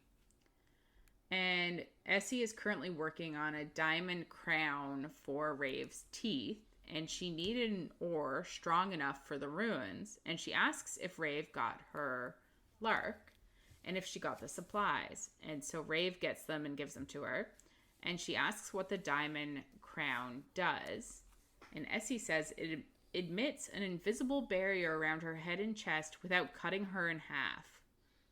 Oh. And it's like, that's an interesting tidbit to add. Nice. Why are you adding the without cutting me in half part? And she says it took a bit to figure out, but she promises that it's good now. And she says it's almost done, and it's a good time with Zeros hunting her. And Raeve is like, you read my lark. The one that Serene was talking about. Yeah, was like, what, did you get it? And she was like, oh, maybe. And she's like, nobody else has this problem. But we get that her lark came to the window because they used so much blood in the runes to make like all of this stuff that the lark sometimes larks... What? Said Sorry. Lark can't get in. Well, the lark thinks that she is the window because her blood is on it. Yeah. Which is kind of funny because like she wasn't even lying to Serene about not getting it, but she can't tell her why. So then Essie looks through all the stuff and she's like, "Where's the Spangle Poo?" And she says it's from the Undercity librarian's pet. And Raeve didn't get it because obviously we know that there was blood dripped on the lark, so she couldn't read this part. But Essie says that she uses the stone that the Spangles eat because it's rich with a special ore that's hard to find, and she uses it to bind the crown.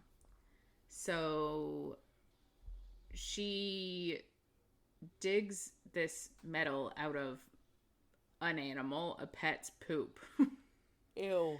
And then puts it on something that Raeve puts in her mouth. Ew. And she says that she disinfects it, but Raeve is just like, this is something I didn't need to know. Which is funny. And also very gross. Oh, 100%, yeah. Well, depending on the disinfecting, because like people eat the coffee that's shat out by that animal. The civet, yes. Yeah. No, you're right. So like, depending on what it is, people dies for it. But yeah, Essie says that she was hoping to get this crown ready before Rake showed up. And Raeve is just like, no rush, because she's not allowed to leave. And Essie asks, what if he targets you? But she just says that she's been told to lay low. So the only way is if she accidentally runs into him and accidentally slits his throat. And she thinks saving a comrade, because that's what she assumes is going to happen. They're just going to let someone else die. Mm-hmm. And she thinks, like, if she did accidentally kill him, Sareem can't really kill her. She can punish her, but she's too indispensable to be killed. So she's fine with it. And Essie says that she can't lose her. And Raeve cuts in that they don't do this. And she says that she's not allowed to leave here until she gets a lark from Sareem. And then she'll get the spangle shit. And Raeve says, deal. But when she turns around, Essie has tears in her eyes. And she says that Rave's the only family she has. And Raeve can't handle getting too close, because she thinks she doesn't get nice things without a heavy price. And she asks her not to go to the Undercity without her. And then she goes through a trap door to her room. And her room is super sparse, except for she has moons that she drew on the ceiling.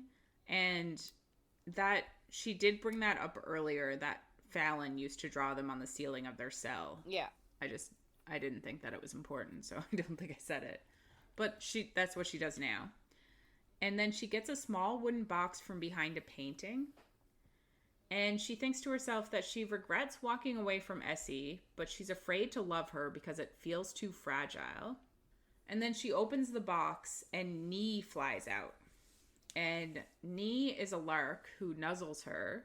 And then she flies around and she plummets to the floor. And on her belly you can see 3 letters, N-E-E. But the rest of the message is hidden, so she calls her Nee. And I immediately assumed that she had never read this letter. Yeah. But we get in a second that, like, Nee pretends to be dead to get her to open it, so she does. And it says, I need you. And Raeve knows that it isn't for her. And the first time that she got Nee, she folded her and sent her up. But then the next day, she was back again. So she kept her because she knows it's an important message for someone else. Oh, but we don't know who it's for. No. And does she know who it's for? No. I assume it's for her and she just doesn't know it.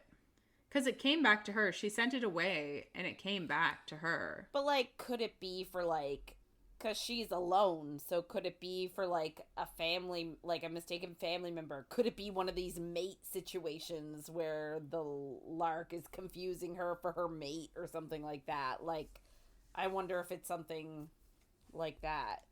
I guess it could be just something that happens shortly. I'm like, what is going on? Right. And I wonder if this is tied into it. But first, we get a diary entry from Elvin Devon, who is 9 years old. So her brother Hadian finds her in his sleigh. Oops. Sorry. Just punched the mic. Amazing. And he's mad because they've left. But he takes her along with him. And he tells her that she'll stay. Sorry. 100%. But he tells her that she'll stay in the hatching hut until he gets back with an egg, or 3 days pass. But she thinks that she's here to get her own egg, so she's not leaving. Yeah. Which is funny. So then we go to Khan's point of view. And we're assuming he's the male main character because he has a point of view.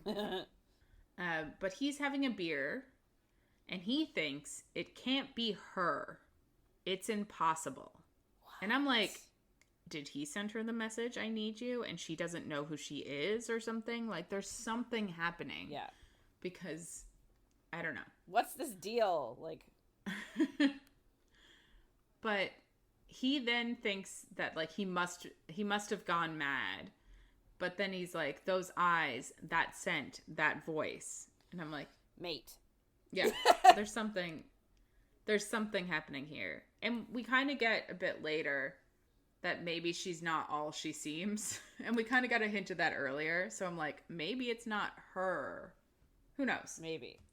A woman comes and sits at his table and says that she's surprised that her brother let him out again. And he says princess. And we get in his head that her name is Kazari. And she has long white hair and is wearing the black aether diadem. Oh. So that's the imprisonment of that god. So I did think it was just that one, but I don't know. They might have one for each person. But she burns a lark that followed her in, and we kind of get like she's known to run away often. So I'm like, Kazari's not the same name as Elvin, but like, is there some relation between these two people? Because well, she you would seems... think, because isn't Elvin, isn't she talking about how her mom is the queen? Yeah. So, like, it's passed down in their family line, so there is some relation. Yeah, there's definitely a relation, but I was kind of like, are they the same person? They're both running away often, but I highly doubt it, because it was like a bajillion years ago. Yeah. But now, like, we still don't know what the, like, lifespan of a fae is in this world. Yeah. So that's true. God only knows. She then tells Khan that she's devoted to the creators and that she took an oath of chastity. And he cuts in and he's like, "You're my niece. I don't need to know that." And I was like, thank you for letting us know that there's not another woman in his life. They are related. But she's a princess, so he's the king's or the queen's brother. Okay. Yeah, that makes sense. But I don't know who. Whether it's the king or the queen. Yeah. But it seems like the power goes through... It seems like the power of the diadem goes through the queen's line. But I don't know if, like, just the power of the country or whatever the fuck, the place, does that go through the man? Not really sure. I don't know. Because earlier she was like, it's the queen's land. She should be the one to rule it. So I was just like, does that mean... Well, I guess that means that it was her family that she grew up as a princess and married out. You know what I mean? And now the guy's the king. Yeah. So, yeah, I just don't know if, like, I don't know if this Khan guy, other than being related to somebody, I don't know if he's royal at all. Right. Yeah, I couldn't say. There's no way to know. Well, like, I would like to say that if the king is an asshole and the queen is kind but, like, unable to rule because she's not as powerful, I would like to be like, oh, it's definitely the queen's brother because, you know, we want him to be kind the way she is kind, but, like, yeah, that's not always how it happens. Yeah. And it's interesting because, like, he never thinks of either of her parents as his sibling. He thinks of them as the queen and her pa. So it's just like, there's no indication. Yeah. I'm sure we'll get it at some point. But yeah, he's like, you're my niece. Please stop. And she says that she can do what she likes now, that pa isn't afraid of losing her. And he's just like, that's a lie. And he's like, you snuck here. And we kind of get that, like, she asked him to meet her here. And then we get kind of a bit of a backstory that her tutor was abusive to her. And Khan didn't know that. And he says that he wants to cut his head off. And he thinks that he wants to cut her pa's head off too. And I'm like, is that your brother? You want to kill your brother or your brother-in-law? Because it's a bit different. So she asks him why he's here. And he says that he's hunting something and that the queen owes him a favor. And I'm like, sounds like she could be his sister. If she owes him a favor, who knows? I guess. It seems weird, though, to be like, you owe me a favor. Yeah. And he says Caddox, whoever caw-caw is. Caw-caw is in Drelgad. These names, man. So it's convenient. So I don't know if he's looking for caw-caw or if that's, I don't know. We'll get that at some point. And she says, what if he finds out? And he says he won't unless she tells him. And I don't know who he is. I kind of feel like it might be the brother, since that's who they referenced first, that the brother let him out of their sight. But I don't know.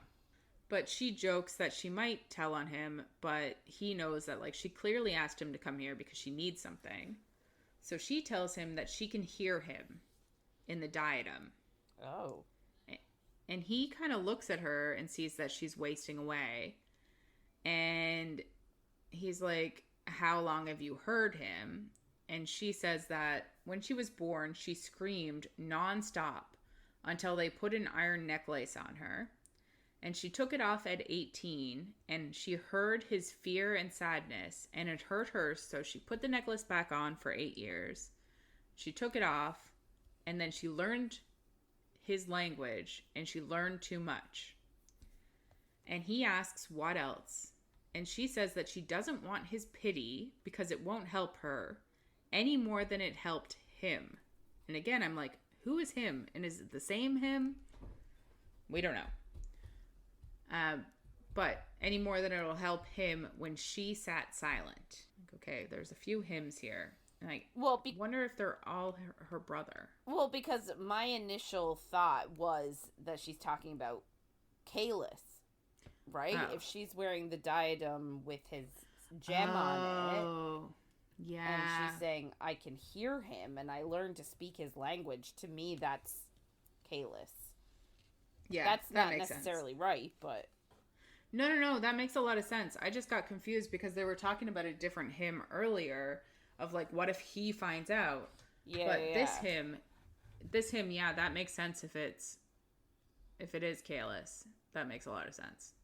So, she says that she wants to set him free. And Khan says that that's impossible because the diadem can only come off of a pulseless host, so dead. And then he asks why. And she says, because his name is Kalis and I love him. Oh. And I snorted. I read this sitting in a waiting room at the hospital. And I audibly snorted out loud and was like, are you fucking kidding me? Like, you're a child. Is she a child? I guess not. I guess she's 26, possibly. But I was like, oh God. Of course she's in love with him. Ugh. Of course he knows how to manipulate himself to, like, get anybody to do his bidding. Yeah. Like, he's tried so many times. But also, like, he is an invisible, like, presence. Like, even if she set him free, he would still be just, like, plasma floating in the air. Like, he's not... Yeah, he's the nothing. He's not... He is literally the nothing. So, like, yeah. Even if she did manage to set him free, what she think they're gonna do? Be together? Like, they're not. Yeah. Which is sad for her, but also... Yeah, I know. I do sort of feel bad about it, but, like... I feel like she's being manipulated. Yes. Because he's a bajillion years old. Yes. And so Khan thinks now that he knows the suffering of love and he's going to suffer it until he dies. And I'm like, ugh, another dramatic bitch. But he also thinks he blames her pa for keeping her sheltered. And it's like she's a princess, of course. Yeah. But I do wonder if, like, yeah, that's something to do with it. But I also wonder, like, is the queen still alive? Why does she have the diadem? That is true. I'm so confused. Well, I wonder, like, did they pull it off of her, like, to give the mom a break, maybe? Like... But he just said that it can only come off a pulseless, so with no pulse, host. So you have to be dead. Unless they froze her until, like, her pulse was really, really low. That's a thing you can do, right? That's science. Yes. Yes, exactly. I guess my question was, though, so, like, just, I don't know, I'm just confused because they're talking about setting him free and how he can only, like, come off of what you said, like, insinuating. Yeah, you have to be dead. Yeah, insinuating that, like, the only way he could be set free is if you take the crown off a dead body. But, like, but then how are you... I don't think that's right. How are you passing the crown around?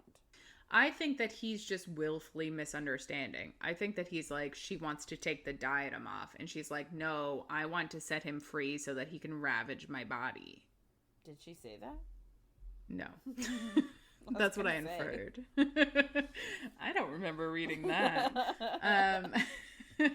No, but that's kind of what I like. That's kind of what I feel like is happening. I feel like he's like, there's no way to take this off of you. There's no way to, like, get her free. But she's like, no, I want to let him out of this stone. I don't need to take it off. You know? Yes. So I feel like they're just willfully misunderstanding each other. I love when that happens. Me too. But he tells her that there's no way that this ends well. And there's a reason that he's in the stone. Even though we were kind of saying earlier, like, they didn't have any proof. Is there a reason he's in the stone? No. And well, I'm saying no, but I might. I know. It's going to be like he's going to be the villain of the next book or something. Or even this book. We're only a fifth of the way through. I know. I'm literally over here, like, feeling so bad for the guy. And I'm like, he's innocent and all this. And he could very well be a dick. Well, he's been in a stone for 5 million years. Hopefully he's become better. Oh my God. Can you imagine, like, him coming out, what kind of trauma he's gonna have? My God. It's gonna be bad. And I'm assuming it's gonna happen. This is our warning. So he asks then what she knows. Because he assumes that, like, Kalis told her something else. That she's, like, rushing to get him out. But she's just like, this was a mistake. And she leaves. Yikes. And he just feels hollow. I'm like, until he sees Raeve again. So we go to Rave's point of view, and Nee wakes her up because Raeve is having a nightmare that her skin's melting off. Oh, good.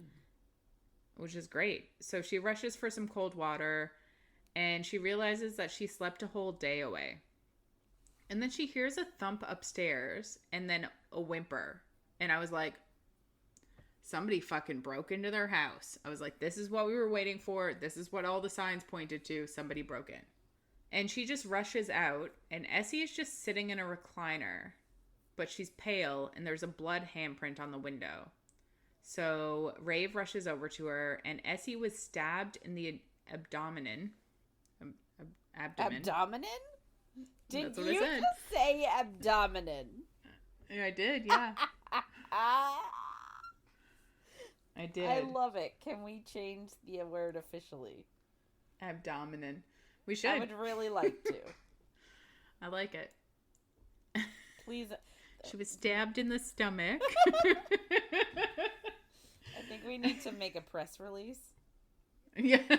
Press conference. It is no longer abdomen. It is now abdomen. That's fair. I like it.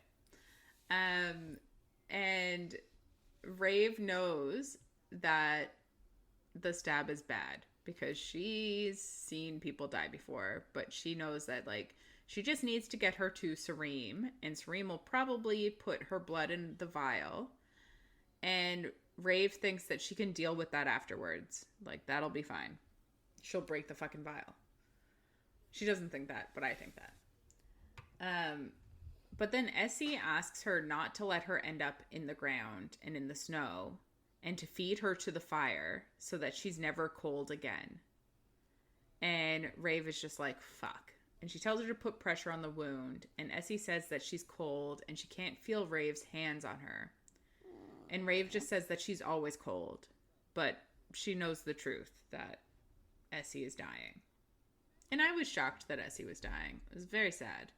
Yeah. Very sad times. It does sort of, like, even though the whole thing of our house is super safe and all of that. Like, it's still sad. Like, this poor girl, like, literally had a hell of a childhood. And, like, she's finally rescued and sort of secure. And then this happens, and it's just sort of unfortunate. Yeah. And I say sort of unfortunate, I mean very unfortunate. Yeah, 100%. So Essie asks her to hold her, so she wraps her arms around her and holds her close. And Raeve asks who did this. And Essie says that she rounded a corner into him, and he was wearing a hood. And she says it wasn't a red hood, so he's not from here. And he smelled like leather and smoke sticks, and his boots clattered.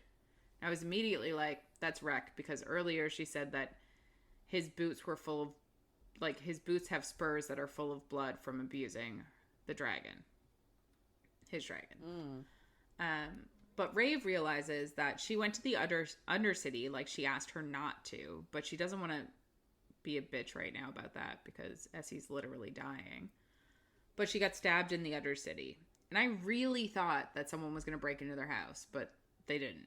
She just got stabbed and then made it home. But Essie asks her to tell her something to feel warm, and Raeve says that she loves her.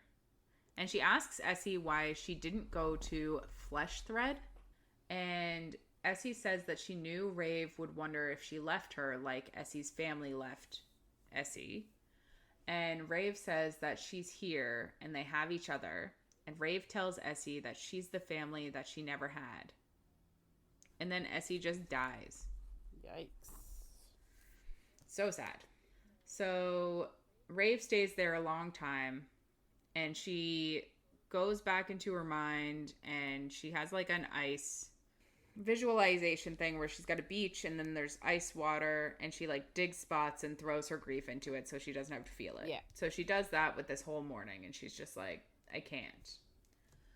And then she kind of loses her will to care about anything except for vengeance, and she tells Essie to sleep, and she kisses her temple and says that she's going to find whoever did this.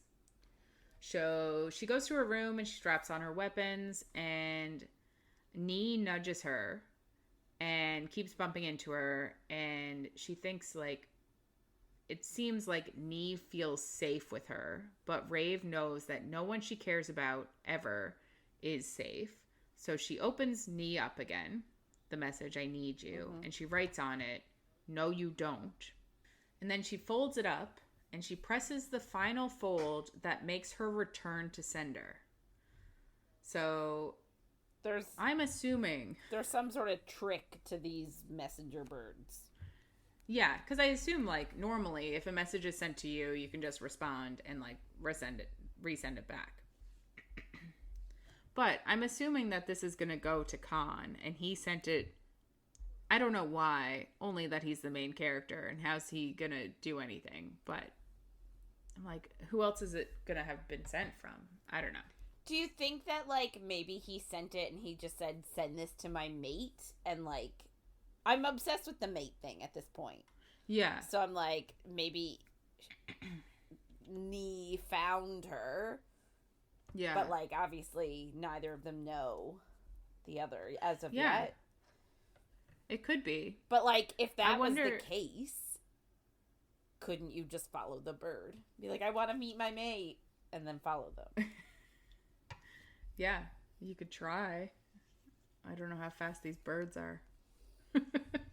Magic and all. Yeah, I don't know. I kind of feel like he's not talking to Raeve, which we kind of get the other in a bit. Okay. And I'm like, is that the person he needs? Right. Don't know. But as soon as she clicks the return to sender, Nee becomes like a normal lark again and has no more love for her personality and just like takes off. And that's like another punch to her, even though she just did it on purpose. So Raeve packs rags around the house and like makes a trail over the carpet to Essie and drenches the rags and Essie's blanket in sterilizing spirits. And she says, I love you. I'm going to take away the cold. And she kisses her temple and she climbs out and climbs up the side of the building or the wall to the drop chute. And she lights a flint and a rag and it goes up immediately and she holds it. But there's like a moment where you can kind of tell that she's afraid of fire. Mm-hmm. And she was also having a dream of burning. So I'm like, there's something here. But she says, I'm sorry, Essie. And she drops the rag into the chute and her whole house goes up in flames. Like, yikes. What about the people that live nearby? Hopefully they don't.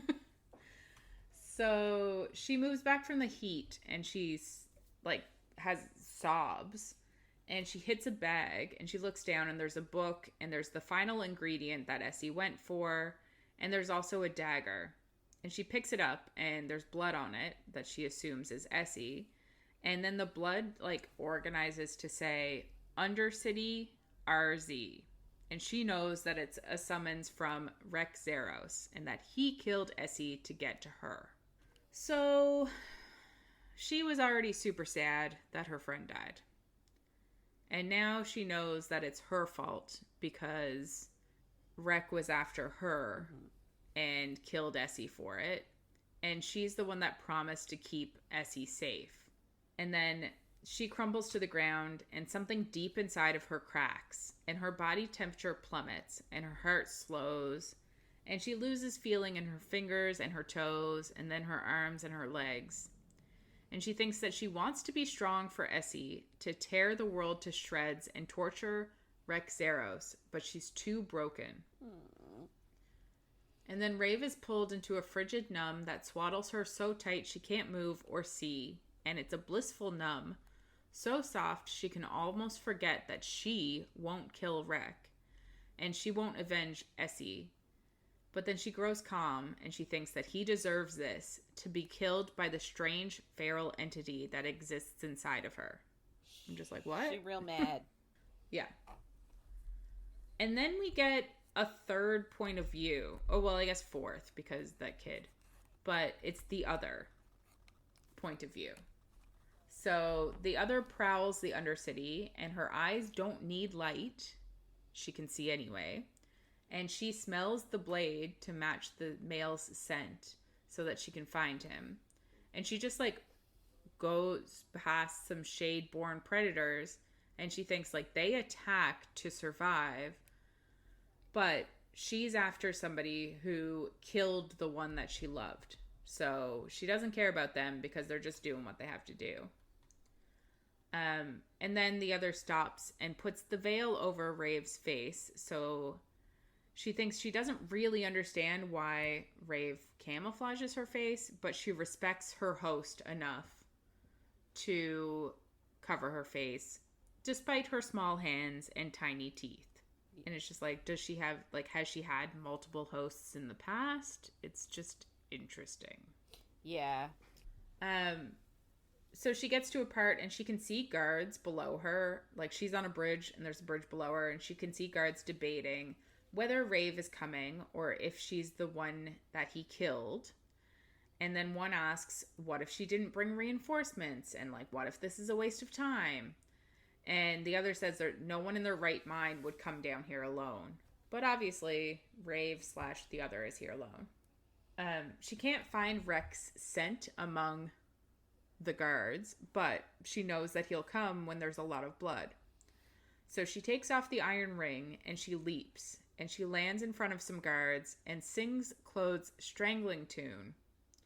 And when Raeve did it earlier, she left a tiny breath of air so that she could torture the guy. Yeah. But the other just minces their lungs in an instant and blood just erupts from their mouths and they fall. And then some soldiers that she... Yeah, it's wild. Some soldiers that she can't reach with her song, she like throws daggers and hits them in the eyes. And then one just falls off out of fear. And she throws more daggers, and she makes the air inhospitable for flame, so they can't see her, and they can't use flame against her, which is super smart. And more troops charge towards her, and somebody orders to bring the bridge down, and she calls on Claude, and the troops are being like tossed off the bridge, and then she slits someone's throat, and she moves forward, and she gets off the bridge, and then she's just in a circle cavern with flaming sconces, and a like metal barred door falls down behind her or closes behind her, and her exit is blocked, and the walls are full of soldiers who sing flames at her, and she sings Claude's suffocating tune, and many soldiers fall, and the sconces go out, and she grabs one guy and stabs him in the back, and then she snaps another guy's neck, and then she says, and during this whole thing, she's also speaking Claude's language, but I didn't write all that because it was way too many words that I don't know how to say, and I don't know what they mean. But can I just say though that like not that I don't understand, because I get it, but like you would think that anybody who I don't know, you would think that anybody who can speak to Claude sort of can extinguish any sort of fire with Ignos, like any of Ignos's fire anyway, because Ignos needs oxygen, needs air in order to thrive.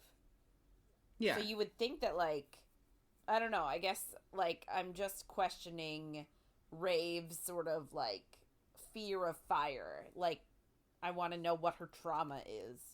Yeah, definitely. Because I feel like you would think that she would be fine. You know what I'm saying? Yeah, I guess. But, like, what happened shortly, you're like, that's how they could get somebody with fire. Okay, fine.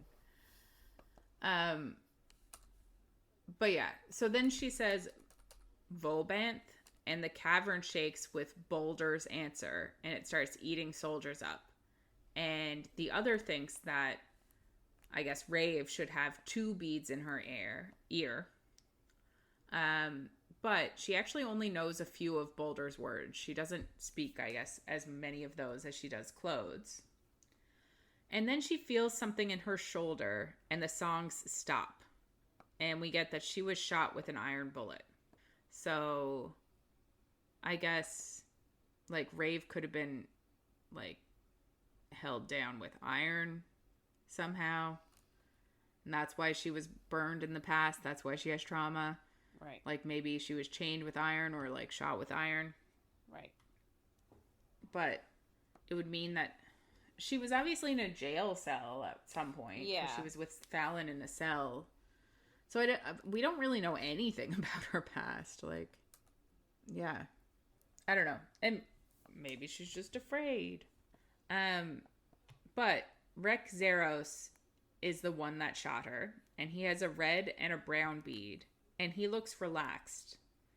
But she says, "You're the one who killed our Essie." And he's just like, "Oh, the redhead? She screeched like a strangled bird when I killed her." Yeah. Yeah. So the other charges to the bars. That? It's Why stupid. They have to provoke. Yeah. It's just not nice. It isn't.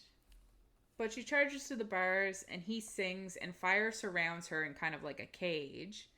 And he unlocks the door, and then he uses a whip to, like, bind her arms to her sides and her legs together, and she falls to her knees. And he takes the flame away from her, and he lights the sconces again. And he takes her veil off, and he says that she's not what he expected, and it would be a shame to feed such a pretty powerful thing to the dragons. I'm like, you're disgusting. I hate you. Yeah. I'm not loving it. No. So she just, like, bites his finger off at the knuckle. With her not pointy, blunt human teeth, just, like, bites it off and then spits it at him. And then he just laughs. and curls the hand with the broken, like the bitten off finger, and punches her in the face with it. I mean, these people are... There's something wrong with him. These people are wild. Like, we know that there's something wrong with her here, but there's actually something very wrong with him. Is this not her, like... This is, like, more than her killing Calm. Oh, yeah, she's not here. This is a different person. Oh, okay. It's the other. Right. Because she even thinks, like, at one point, the guards are being crude, and she's like, I don't know if people find that attractive now, but I definitely don't. So, like, it's not Raeve at all. It's not killing Calm. She's the other. It's a different point of view. So wait. It is Raeve, but it's not Raeve. Raeve is, like, cocooned inside of her own body. Yeah. And the other took over her body. Right, so it's not... Right, so... Yeah, I get it. Yeah. So it's something. But obviously, like, there's something not right about the thing inside of her that takes over sometimes. Right. But I don't know what the fuck is wrong with Rake that he's just laughing at someone biting off of his finger and spitting it at him. Like, that's just weird. But she passes out. But I guess, like, they want him to look like a psycho. Yeah, must be. So yeah, she's passed out, and then we get our last little bit is a diary entry, again from Elvin, who is 9. And she thinks it's freezing, but moon plume eggs, which is interesting because we were literally talking about how eggs hatch. But moon plume eggs need to be this cold until they start to rock. And then she needs to start packing ice around it and wait for it to hatch. So moon plume eggs need to be fucking freezing for them to hatch. Yikes. So I guess nobody's sitting on them. But we get that Hadian fell into a crevice and his legs aren't working. So she made a shelter for him and moved their things to where he is. And she wakes him up and tells him that she'll drag him out when the egg is hatching so that he can bond with it. So I guess that's how you bond with a dragon. But he tells her that he loves her and that he's glad that she snuck into his sleigh. And then he falls back asleep. And she thinks that he's sleeping a lot. And she's worried that he won't make it. And if he doesn't live, or if he doesn't wake up, she can't go home because he hates being alone and he hates the dark. And then she thinks that she misses Mommy and Poppy. So I don't know what's going to happen here. I mean, he's obviously going to die. Oh, yeah. But I mean, like, does this 9-year-old girl never go home and then somehow Raeve is a descendant of the bloodline? Of the bloodline. Yeah. That's a good point. And then hopefully he's related to the king. Yeah, it'd be weird if they were related. Yeah. It would be weird if they were related. But yeah. So this is our first week. There's so many questions. There are. And it's like, this is one of the more fantasy heavy books that I think we've read in a while. Yeah. So it is a lot more. And like, I think most of the time when we read fantasy heavy books, we've read the book and then we come into it. Yeah. Which makes this one harder too. Yeah, for sure. But it's super interesting and I'm enjoying it. Yeah, no, me too. I'm having a good time with it, but like I do wonder, like I do have a lot of questions about what the plan is going forward and how things are going to start to connect. And I know we have a lot of time, so yeah, we're only a fifth. Yes. Through. And a lot of that was just figuring out what the fuck is going on in this world. Yes. And to be fair, I don't know if I even know. No, definitely not. And like the fact that she has this like other person in her brain, how's that gonna resolve? I feel like it's the One Dark Window all over again. Yeah. It very well could be. Who knows? Yeah. Wild times. Wild. This is shaping up to be an interesting month. Unhinged. but it's fine. Yep. I was trying to think of if it was Halloween-y, but I don't really think so. But like a little bit, maybe. I don't know. It's fine. We'll see.